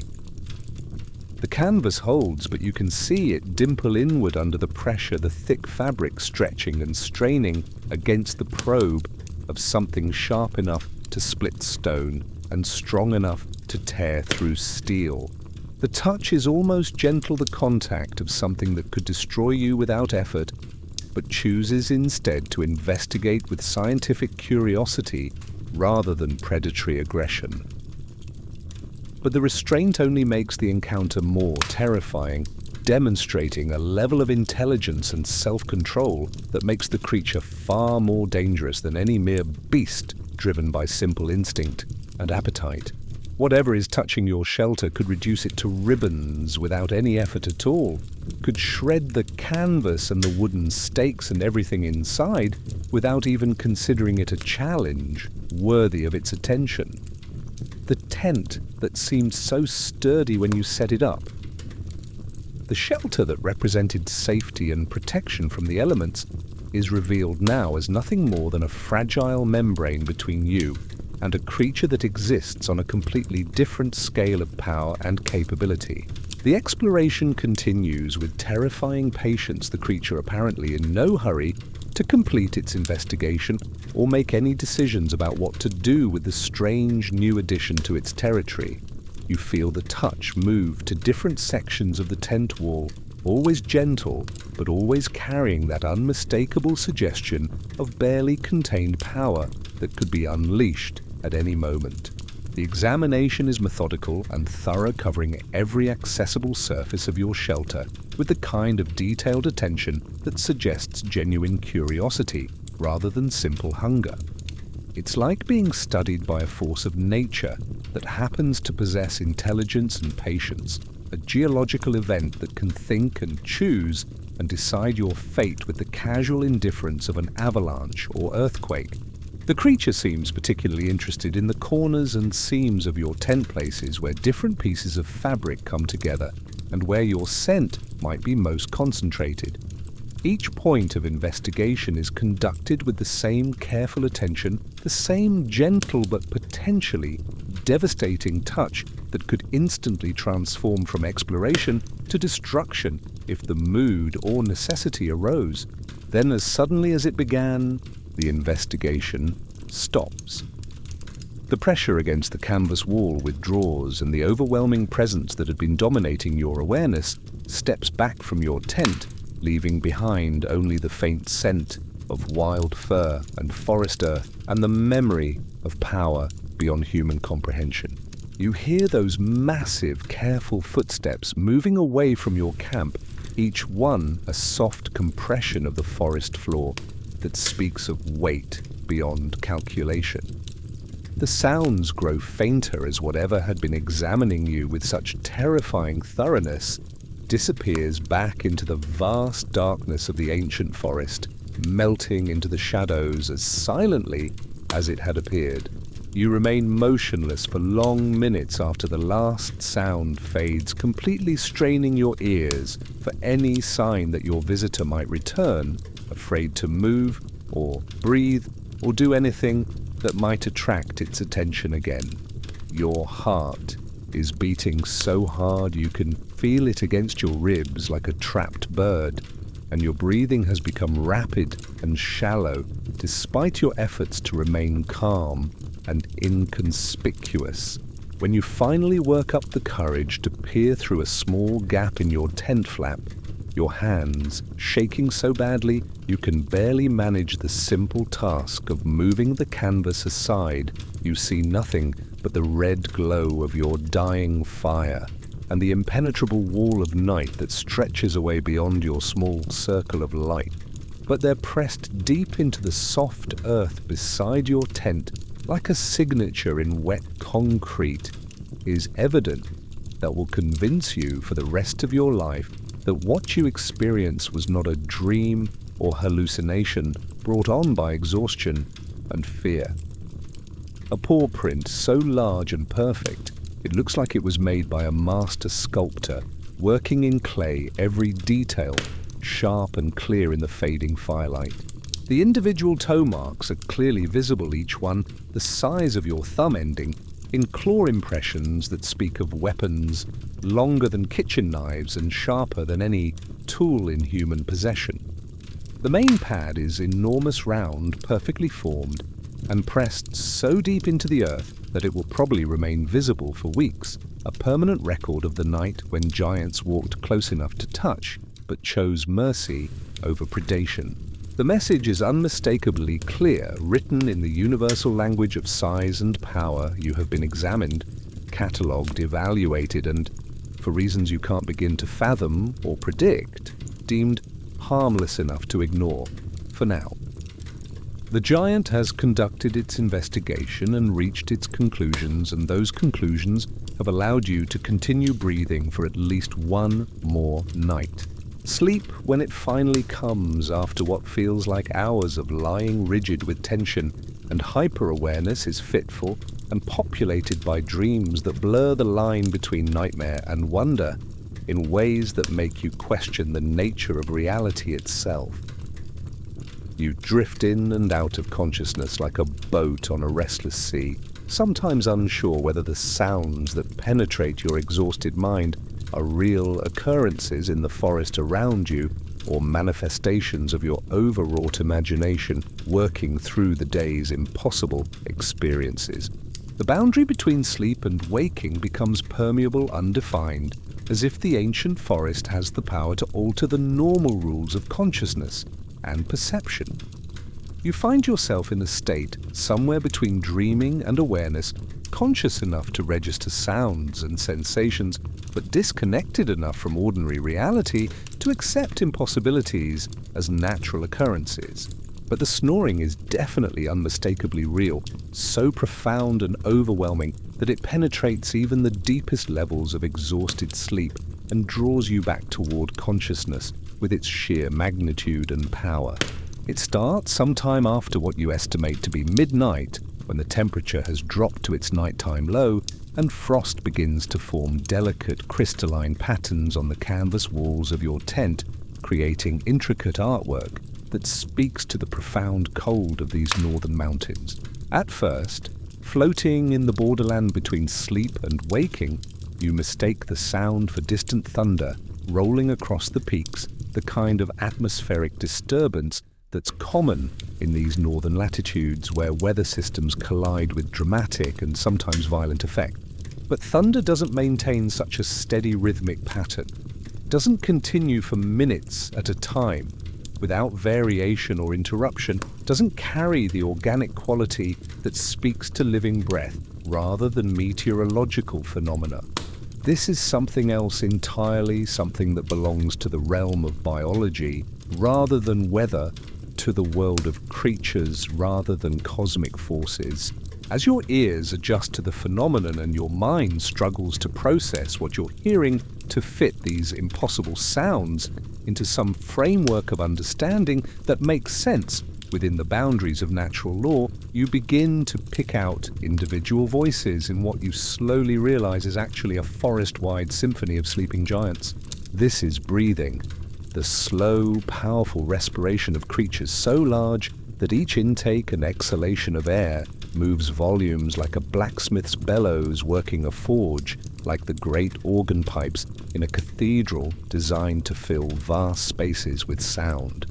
The bass note is so deep it seems to emanate from the very bones of the earth rather than from any living creature.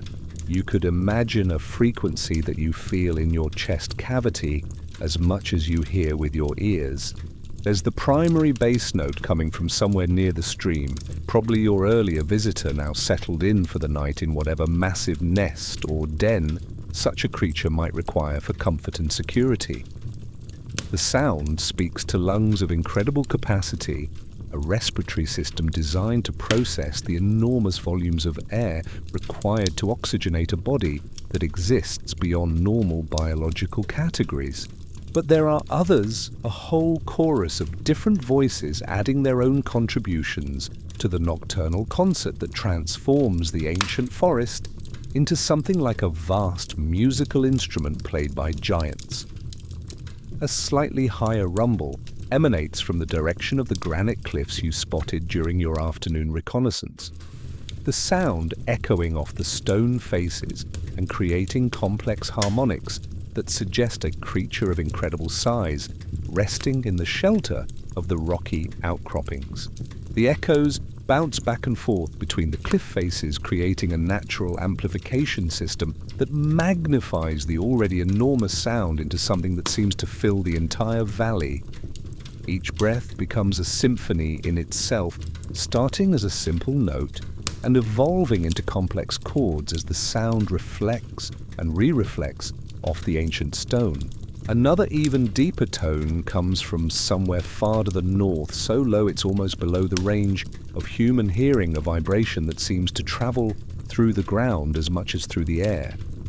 This speaks of a giant so massive that its very breathing becomes a geological event, a creature so large that its respiratory cycle influences the acoustic environment for miles around its resting place.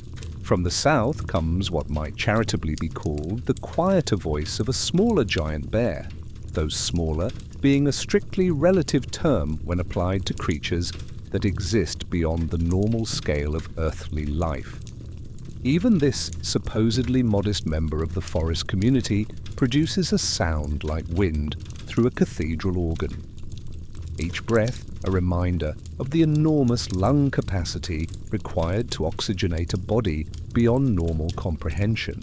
The combined effect is both terrifying and surprisingly soothing once you get past the initial shock of recognizing what you're hearing and accepting the reality that you're surrounded by sleeping giants whose very existence challenges everything you thought you knew about the possible and the impossible. There's something deeply primal about the rhythm, something that speaks to ancient memories buried in the deepest parts of the human brain. These are memories of times when your distant ancestors found safety not in isolation and independence, but in the presence of larger, more powerful protectors. Times when survival depended on forming alliances with forces beyond human control, rather than trying to dominate or eliminate them. The rhythm speaks to something fundamental in human nature, a recognition of patterns that have governed life on this planet for millions of years.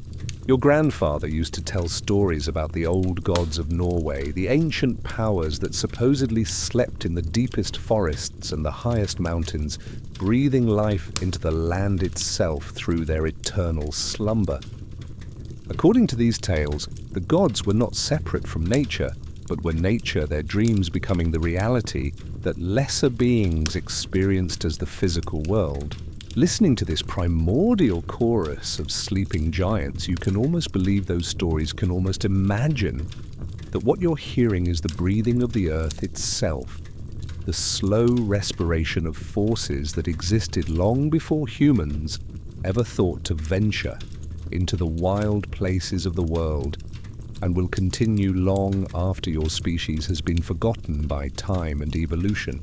Between the major waves of snoring during the brief pauses when the giants hold their breath or shift position in their sleep, you catch other sounds that speak to the incredibly rich nightlife of this untouched wilderness. The acoustic landscape is complex and layered, full of details that reveal the intricate web of life that thrives in this pristine ecosystem. The soft, sharp bark of an Arctic fox, somewhere in the distance, probably hunting the small rodents that emerge under cover of darkness to forage among the moss and fallen logs. The fox's call is clear and wild, a sound that carries perfectly through the crisp mountain air and speaks to the kind of wildlife diversity that can only exist in areas completely free from human interference. The rustle of creatures going about their nocturnal business, tiny dramas of survival and predation playing out in the undergrowth while the giants sleep and dream their enormous dreams.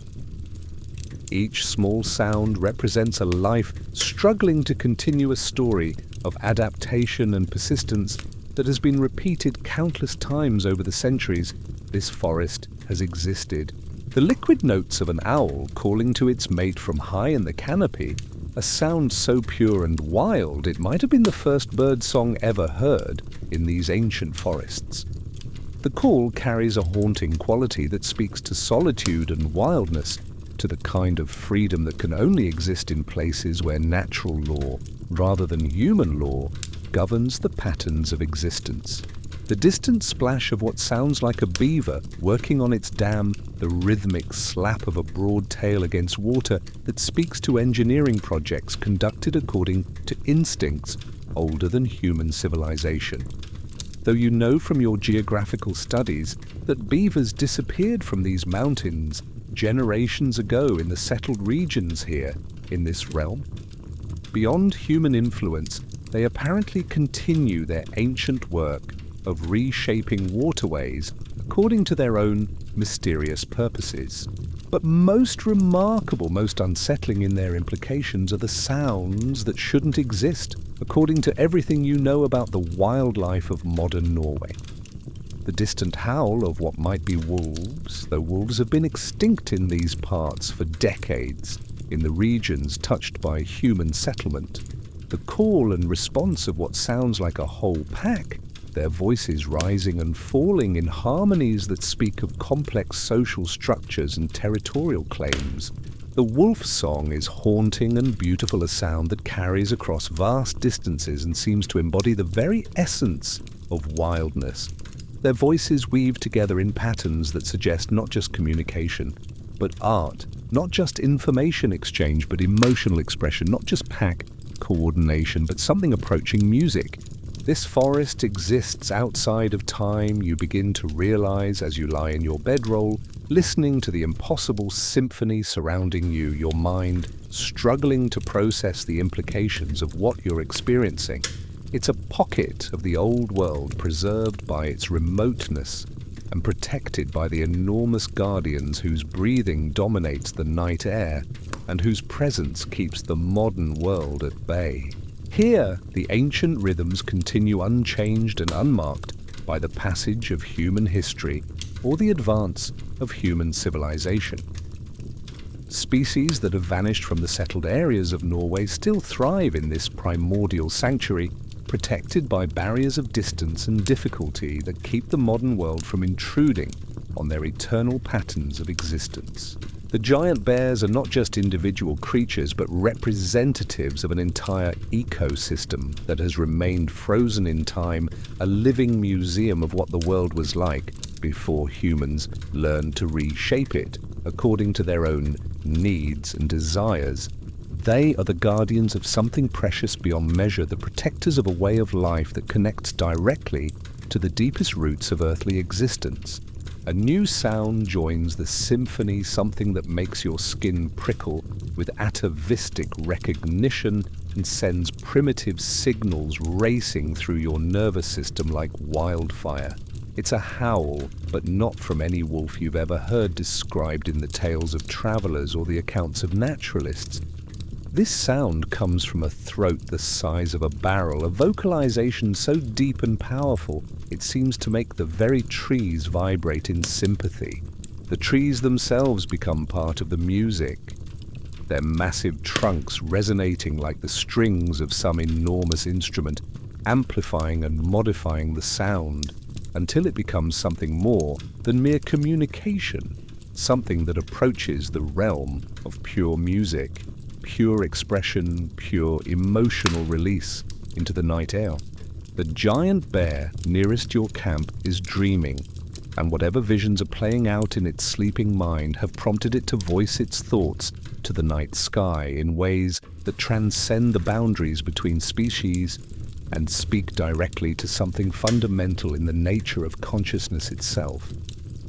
The howl rises and falls in a haunting melody that speaks of wild places and wild things, of freedom and power, and the deep contentment that comes from being perfectly at home in one's environment. The sound carries layers of meaning that bypass human language entirely and communicate directly with parts of your brain that predate speech and civilization. Parts that remember what it was like to be fully integrated into the natural world rather than separated from it by technology and culture and the artificial barriers that human society erects between itself and the wild sources of its existence. Other voices join the dream song, first one distant rumble, then another, until the entire forest rings with the sleeping vocalizations of the giants. It's a conversation conducted in frequencies that penetrate bone and sinew, a communication that speaks to truths older than human understanding and deeper than human philosophy. The chorus builds to a crescendo that seems to shake the very foundations of the mountain, a harmony so complex and powerful that it seems to reorganize the fabric of reality itself to reveal patterns and connections that normally remain hidden beneath the surface of ordinary experience. Then it gradually fades as the dreamers return to deeper sleep or shift into dreams that require no vocal accompaniment. In the relative quiet that follows, you find yourself unexpectedly relaxed, despite everything lulled by the ancient lullaby of the truly wild, soothed by sounds that connect you to something larger and older than your individual existence. The fear that dominated your earlier experience has transformed into something else, something that feels like privilege rather than threat, like blessing rather than curse. You begin to understand that this is the sound of the world as it was before humans learned to reshape it according to their own desires and fears, the voice of nature, uncompromised and unafraid, the song of creatures that have never known captivity or domestication or the limitations imposed by human presence. It's beautiful and terrible and utterly unlike anything in the modern world. Somehow, surrounded by the breathing of giants, you feel safer than you have since entering the forest. These creatures have had ample opportunity to harm you and have chosen not to. They've examined you, evaluated you, and apparently decided you're too small and harmless to represent any kind of threat to their ancient domain. In their own way, operating according to laws and customs far older than human civilization, they've accepted your presence as a temporary guest in their realm. You're under their protection now, whether you understand it or not, included temporarily, in their ancient community according to rules you can't comprehend but must trust. As your eyelids grow heavy again, and you finally stop fighting the exhaustion that has been building throughout this impossible day, you find yourself drifting towards sleep on a tide of sound unlike anything you've ever experienced. The breathing of giants becomes a lullaby, their dream songs, a protection against the smaller fears that usually plague human sleep. For the first time since entering this ancient forest, you feel truly safe, cradled in the knowledge that you're under the protection of creatures so powerful that nothing else in these woods would dare to disturb their chosen guest. The giants have spoken through their dreams and their breathing, and their message is clear: sleep now, small one, and dream your own dreams while we keep watch over the ancient world. You wake to the sound of birdsong unlike anything you've ever heard.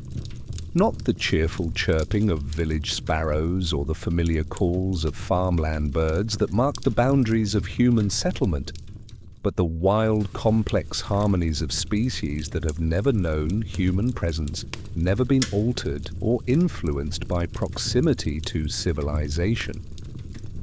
The songs are layered and intricate, a symphony of voices that speaks to the kind of wildlife diversity that can only exist in areas completely free from human interference.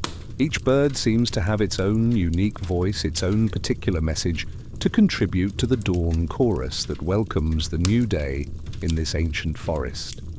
There are liquid trills that might come from thrushes, sharp calls that could belong to woodpeckers, and haunting notes that seem to emanate from species you can't identify, birds that might exist only in these deep wilderness areas where evolution has been allowed to continue its work without human interruption. The first pale light of dawn is filtering through the dense forest canopy, painting everything in soft shades of grey and pearl that gradually warm toward gold as the sun climbs higher above the horizon. The light itself seems different here, filtered through so many layers of leaves and needles that it takes on an ethereal quality, as if it's passing through the windows of some vast natural cathedral. For a long, peaceful moment lying warm and surprisingly comfortable in your bedroll, you can almost convince yourself that the events of the previous night were nothing more than vivid dreams brought on by exhaustion and the natural anxiety of sleeping alone in such a vast wilderness. The morning air is crisp and clean, scented with pine resin and the fresh smell of dew-covered moss, carrying none of the menacing weight that the darkness seemed to possess. But then you emerge from your tent and see the evidence, and the magnitude of what you experienced comes flooding back with crystalline clarity that makes your knees weak and your hands tremble with the memory of impossible encounters. The paw prints are everywhere, creating a complex tapestry of evidence that tells a story more incredible than anything your conscious mind was aware of while it was happening. They're pressed deep into the soft forest floor, like a visual record of the night's activities, a permanent archive of movements and decisions that took place while you slept under the protection of giants. The prints create patterns that speak to intelligence and purpose, to decisions made and routes chosen. According to logic, you can't fathom but must respect. The largest tracks, those belonging to your midnight visitor, circle your tent completely, some so close to the canvas walls that the creature must have been nearly touching the fabric as it conducted its careful investigation. But as you walk the perimeter of your camp like a detective studying evidence of some impossible crime, examining each print with the careful attention of someone trying to reconstruct events that challenge every assumption about the possible and the impossible, you realize with growing amazement that multiple giants paid you visits during the long hours of darkness. There are prints of different sizes, different gait patterns, different approaches to your small intrusion into their ancient domain. The story written in the earth is both terrifying and oddly touching, speaking to a level of curiosity and intelligence that transforms these creatures from simple animals into something approaching fellow beings, fellow consciousnesses sharing the same world. Here, a set of prints that suggests a creature even larger than your original visitor approached from the north, following what appears to be a well-established trail that speaks to generations of use by giants moving through their territory. The creature paused at the edge of your firelight, the prints showing a careful evaluation of the situation, then retreated without coming closer, apparently satisfied that you represented no threat to the established order of the forest. Their tracks that indicate a smaller but still enormous bear circled your entire campsite from a respectful distance, apparently content to observe without intruding, to gather information without interfering. The spacing and depth of the prints suggest curiosity rather than aggression, scientific interest rather than predatory evaluation. Most remarkable of all, near the dying embers of your fire, you find evidence that staggers your imagination and challenges every assumption you've ever held about the relationship between human and animal intelligence. At least one giant actually lay down for a substantial period, creating a depression in the forest floor that speaks to a creature settling in for an extended stay, taking up a position that would allow it to monitor your camp throughout the night. The implications are staggering and humbling in equal measure. Rather than viewing you as prey or threat, as food source or territorial intruder, the giants appear to have appointed themselves as your protectors, guardians, ensuring that nothing smaller but potentially more dangerous disturbed your vulnerable sleep.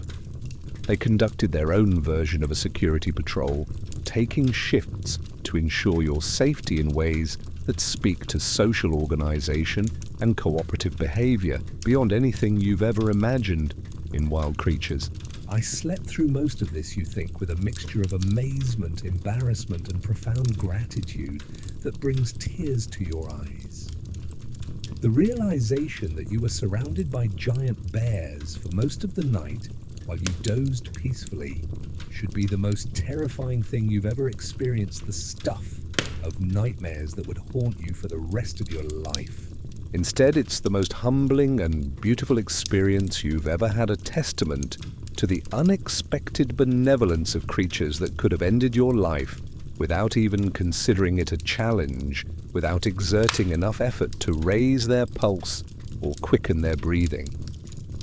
They chose protection over predation, curiosity over aggression, guardianship over dominance. The fire has burned down to cold ashes, but the morning air carries none of the bitter chill you expected from a night spent at high altitude in the northern mountains. Instead, it's crisp and invigorating, filled with the rich sense of a forest awakening to a new day and the promise of continued existence. You stretch carefully, working out the stiffness from a night spent on the forest floor, and begin to consider your situation with a clarity that the darkness and fear of the previous evening had made impossible. Your food supplies, you discover with relief, that brings a smile to your face, are still hanging safely in the tree where you left them the previous evening. The rope is undisturbed, the bag intact, everything exactly as you arranged it during your careful preparations. Either the bears didn't notice the cached provisions, unlikely given their legendary sense of smell and the obvious intelligence they've demonstrated, or they were showing the kind of respect for guests and their property that your grandfather always insisted was the hallmark of truly civilized behavior. More likely, you begin to suspect as you lower the bag carefully and find everything intact and unspoiled. They were demonstrating a level of restraint and courtesy that puts human behavior to shame. They could have taken anything they wanted, could have consumed your entire supply of provisions without effort. But they chose instead to honor the implicit agreement that exists between host and guest protector, and protected. You allow yourself a small breakfast of bread and cheese, eating slowly and with conscious gratitude for food that tastes better than it has any right to, the simple flavors enhanced by appreciation, and the crisp mountain air that seems to intensify every sensation. As you eat, you watch the forest around you coming alive with the activities of daytime creatures, a gentler and more familiar world than the realm of giants that rules the darkness. The smart thing, the rational thing that any sensible person would do would be to pack up immediately and begin the journey back to civilization while the opportunity presents itself. You've had your adventure confirmed. The existence of the legendary giant bears survived an encounter that few humans in history have ever experienced, and lived to tell a tale that will be repeated around hearths for generations to come. Any reasonable person would declare victory and retreat while the giants are sleeping and the path home lies clear before them. But as you sit in your small clearing, listening to the awakening forest and watching the golden light strengthen among the towering trees, you find yourself reluctant to leave this magical place. There's something here that calls to a deeper part of your nature, something that speaks to longings you didn't even know you possessed until you found yourself in the presence of creatures that exist beyond the normal boundaries of earthly experience. Here, surrounded by the giants of the old world, protected by creatures whose very existence challenges everything you thought you knew about the possible and the impossible, you feel connected to something ancient and powerful and utterly true. The experience has changed you in ways you're only beginning to understand, opening doors in your consciousness that you never knew existed. A sound from the direction of the stream draws your attention, the casual crack of breaking wood, followed by what sounds unmistakably like contented chuffing, a sound of deep satisfaction that rumbles up from a chest larger than a wine barrel. One of your nocturnal guardians is awake and going about its morning routine, probably fishing for breakfast in the clear waters of Børgefjell, where fat trout rise to feed on insects that dance above the surface in the warming air. The sound is so peaceful, so domestic in its way, that it's hard to reconcile with the terrifying presence you sensed during the night hours when your imagination populated the darkness with threats and dangers beyond counting. In the gentle light of morning, with evidence of their protective behavior spread around your camp like a gift, the giants seem less like monsters from nightmare and more like benevolent guardians of something precious and irreplaceable. The bear's breakfast problem, you think with a rueful smile, remembering your grandfather's warnings about the legendary appetite of the forest giants and the supposed danger they represented to any human foolish enough to venture into their domain. But somehow, after surviving the night and discovering evidence of their unexpected protection, their remarkable restraint and courtesy, the danger feels transformed into something else entirely.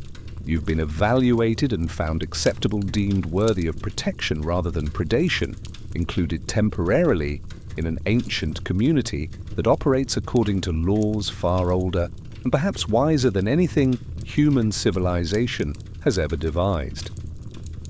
The knowledge sits warm in your chest like a blessing, a gift of understanding that will change the way you see the world for the rest of your life. The thought of trying to catch a glimpse of one of the giants in daylight becomes almost irresistible, though every rational part of your mind screams warnings about the foolishness of deliberately seeking out creatures that could end your life without effort. But your curiosity and sense of wonder are stronger than your remaining fear, and the evidence around your camp suggests that such an encounter might be not just possible, but welcomed. Moving as quietly as possible, stepping carefully to avoid snapping any twigs that might alert your enormous neighbors to your approach, you begin to make your way toward the stream through the maze of massive tree trunks that seem to stretch endlessly in all directions. Each step is placed with deliberate care, following techniques your grandfather taught you during childhood hunting expeditions, when stealth was the difference between success and failure. The forest seems completely transformed in the morning light, less mysterious and threatening than it appeared during the darkness, more welcoming and alive with possibilities. The towering pines that seemed so ominous in the nighttime shadows now appear protective and nurturing, like the pillars of a great cathedral dedicated to the celebration of wildlife in all its magnificent diversity. Shafts of golden sunlight slant through the canopy at increasingly steep angles as the sun climbs higher, illuminating dancing clouds of gnats and highlighting the intricate patterns of spiderwebs jeweled with dew that sparkle like diamonds in the pure mountain air. Everything seems to glow with an inner light, as if the forest itself is celebrating the successful passage of another night, another day, added to its ancient existence. As you approach the stream, moving with the careful stealth that has become second nature during your time in this realm of giants, you begin to hear new sounds that make your heart race with anticipation and wonder. The splash of something large moving through water with purposeful grace, accompanied by what sounds almost like purring, a sound of deep contentment and satisfaction that speaks to a creature perfectly at home in its environment. When you finally reach the edge of the clearing where Børgefjell winds its way through the ancient forest, sparkling in the morning light like a ribbon of liquid silver, you stop and hold your breath, afraid that any movement might break the spell of what you're about to witness. Your heart beats so hard you can feel it against your ribs, and your hands tremble slightly with excitement rather than fear. There, standing knee-deep in the crystal-clear water with the morning light turning its fur to burnished gold and copper, is the most magnificent creature you've ever seen or ever hoped to see in a lifetime of dreaming about the wonders that might exist beyond the boundaries of human experience. The giant bear is even larger than your imagination had been able to conjure during the dark hours of night, when size became uncertain and fear amplified every impression. It stands easily 12 feet tall, even while on all fours, with fur the color of autumn leaves touched by fire and muscles that ripple like water beneath its massive coat with every movement. Every gesture speaks of power held in perfect control, strength so overwhelming that it can afford to be gentle, force so absolute that it never needs to be hurried or aggressive. The bear is fishing with the patience and skill of a master angler who has had centuries to perfect his technique, waiting motionless for long minutes at a time before striking with lightning speed and surgical precision that speaks to reflexes beyond anything you've ever witnessed. When it catches a salmon nearly as large as your torso, holding the fish carefully in jaws that could crush stone or bend metal, there's something almost reverent about the way it handles its catch. The creature shows a respect for the life it's taking that speaks to an intelligence and moral sense far beyond mere animal instinct, a recognition of the sacred nature of the exchange between predator and prey that human hunters sometimes achieve but rarely maintain. Or the bear understands something fundamental about the relationship between life and death, about the responsibility that comes with power, about the debt that survival creates. For a long moment that feels suspended outside of time itself, existing in a space between heartbeats where ordinary reality becomes elastic and strange, you stand frozen at the edge of the clearing. You're afraid to move or breathe or do anything that might disturb the primordial scene playing out before you. This glimpse into a world that exists according to laws older than human civilization. This is nature as it existed before human interference, power and grace, an ancient wisdom combined in a form so perfect it seems almost mythological, a creature that belongs more to legend than to the ordinary world of flesh and blood and natural law. Yet here it stands before you, real and solid and utterly magnificent in its absolute adaptation to this pristine environment. Then the giant bear lifts its massive head and looks directly at you, and those golden eyes you remember from your first day in the forest meet yours across the sparkling water with a recognition that stops your breath in your throat. For an instant that contains eternities, time seems to stop completely, and you find yourself lost in a gaze that holds depths you never suspected could exist in any earthly creature. There's no aggression in that look, no fear or territorial anger or hunger or any of the emotions you might expect from a wild predator encountering a potential threat. Just acknowledgement. The calm recognition of one forest dweller by another. The greeting between beings who have shared space and found it possible to coexist. The acceptance between host and guest that transforms strangers into temporary companions. The bear studies you for a few heartbeats with what seems like gentle curiosity, perhaps remembering your scent from the night's careful investigations, perhaps recognizing something in your posture or behavior that speaks to proper respect and understanding of your place in the hierarchy of this ancient realm. Then, with what you could swear is the faintest suggestion of a nod, it returns to its fishing as if your presence is perfectly natural and expected. You realize you're smiling, an expression of pure joy and wonder spreading across your face without any conscious decision on your part. Tears of gratitude and amazement blurring your vision as you witness something that few humans in all of history have ever been privileged to see. Here in this perfect moment, watching this magnificent creature go about its ancient business in its ancient home, you understand something profound that your grandfather tried to tell you years ago, but that you were too young and too shaped by human assumptions to really comprehend. The wilderness doesn't belong to humans, but that doesn't mean humans can't belong in the wilderness. There is a place for your species in the great web of life, but it's not the place of dominance and control that human civilization typically claims. It's the place of the respectful guest, the careful observer, the humble participant in something larger and older and wiser than anything humans have ever created. You have survived your night in the forest of giant bears, not through cleverness or courage or any of the strategies that human wisdom typically recommends for such encounters. You survived through patience and respect, through recognizing your place in the larger order of things and approaching that order with the humility and wonder it deserves, rather than the arrogance and presumption that too often characterize human interactions with the natural world. You came to this forest as a guest rather than a conqueror, as a student rather than a master, and the forest, embodied by its enormous guardians, has accepted you accordingly.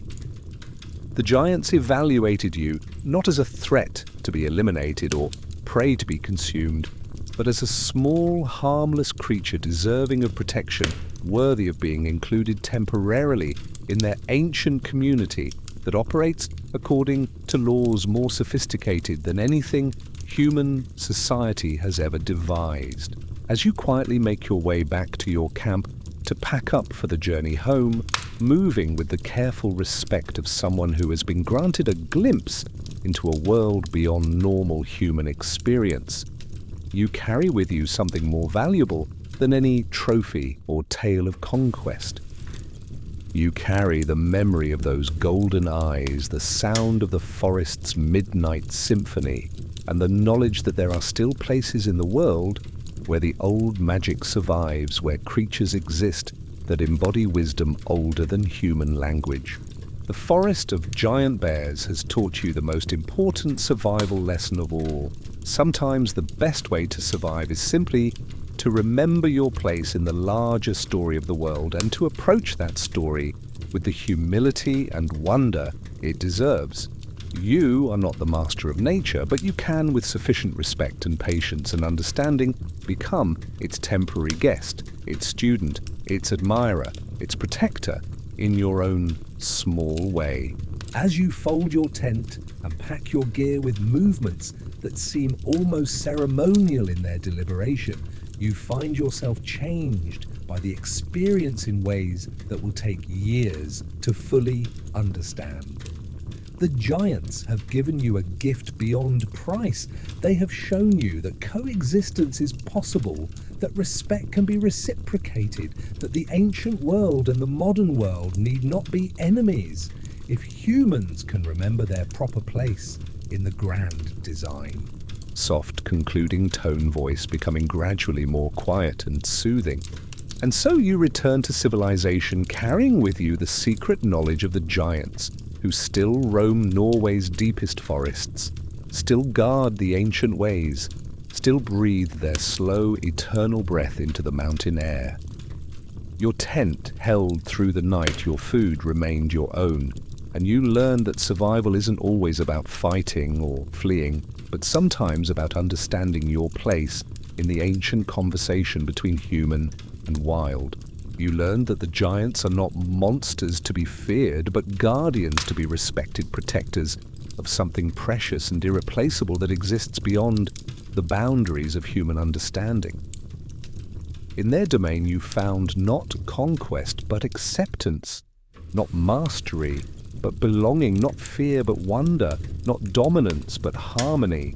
Sleep now, dear traveler, knowing that somewhere in the deep forests of the world the giants still walk their primordial paths, guardians of a wilder time, breathing their eternal rhythms into the night air, keeping watch over dreams older than memory itself. In their domain you discovered that the world is larger and more wonderful than you ever imagined, that there are still places where magic lives and breathes and welcomes those who approach with proper respect. Rest easy now, for you have been blessed by the giants of the ancient world, and their protection follows you even into sleep, even into dreams, even into the peaceful darkness, where their voices join the cosmic symphony that has been playing since the world began. Let their breathing lull you into rest. Let their wisdom guide you into dreams. Let their ancient presence remind you that you are part of something magnificent and eternal and utterly beyond the power of time to diminish. The giants remember, and now you remember too, and in that remembering, the ancient compact between human and wild is renewed for another generation, another story, another dreamer seeking the peace that can only be found in the presence of powers that dwarf our understanding but embrace our wonder. Sleep well under the protection of giants in the embrace of the eternal forest, where dreams and reality become one and all is well in the ancient world.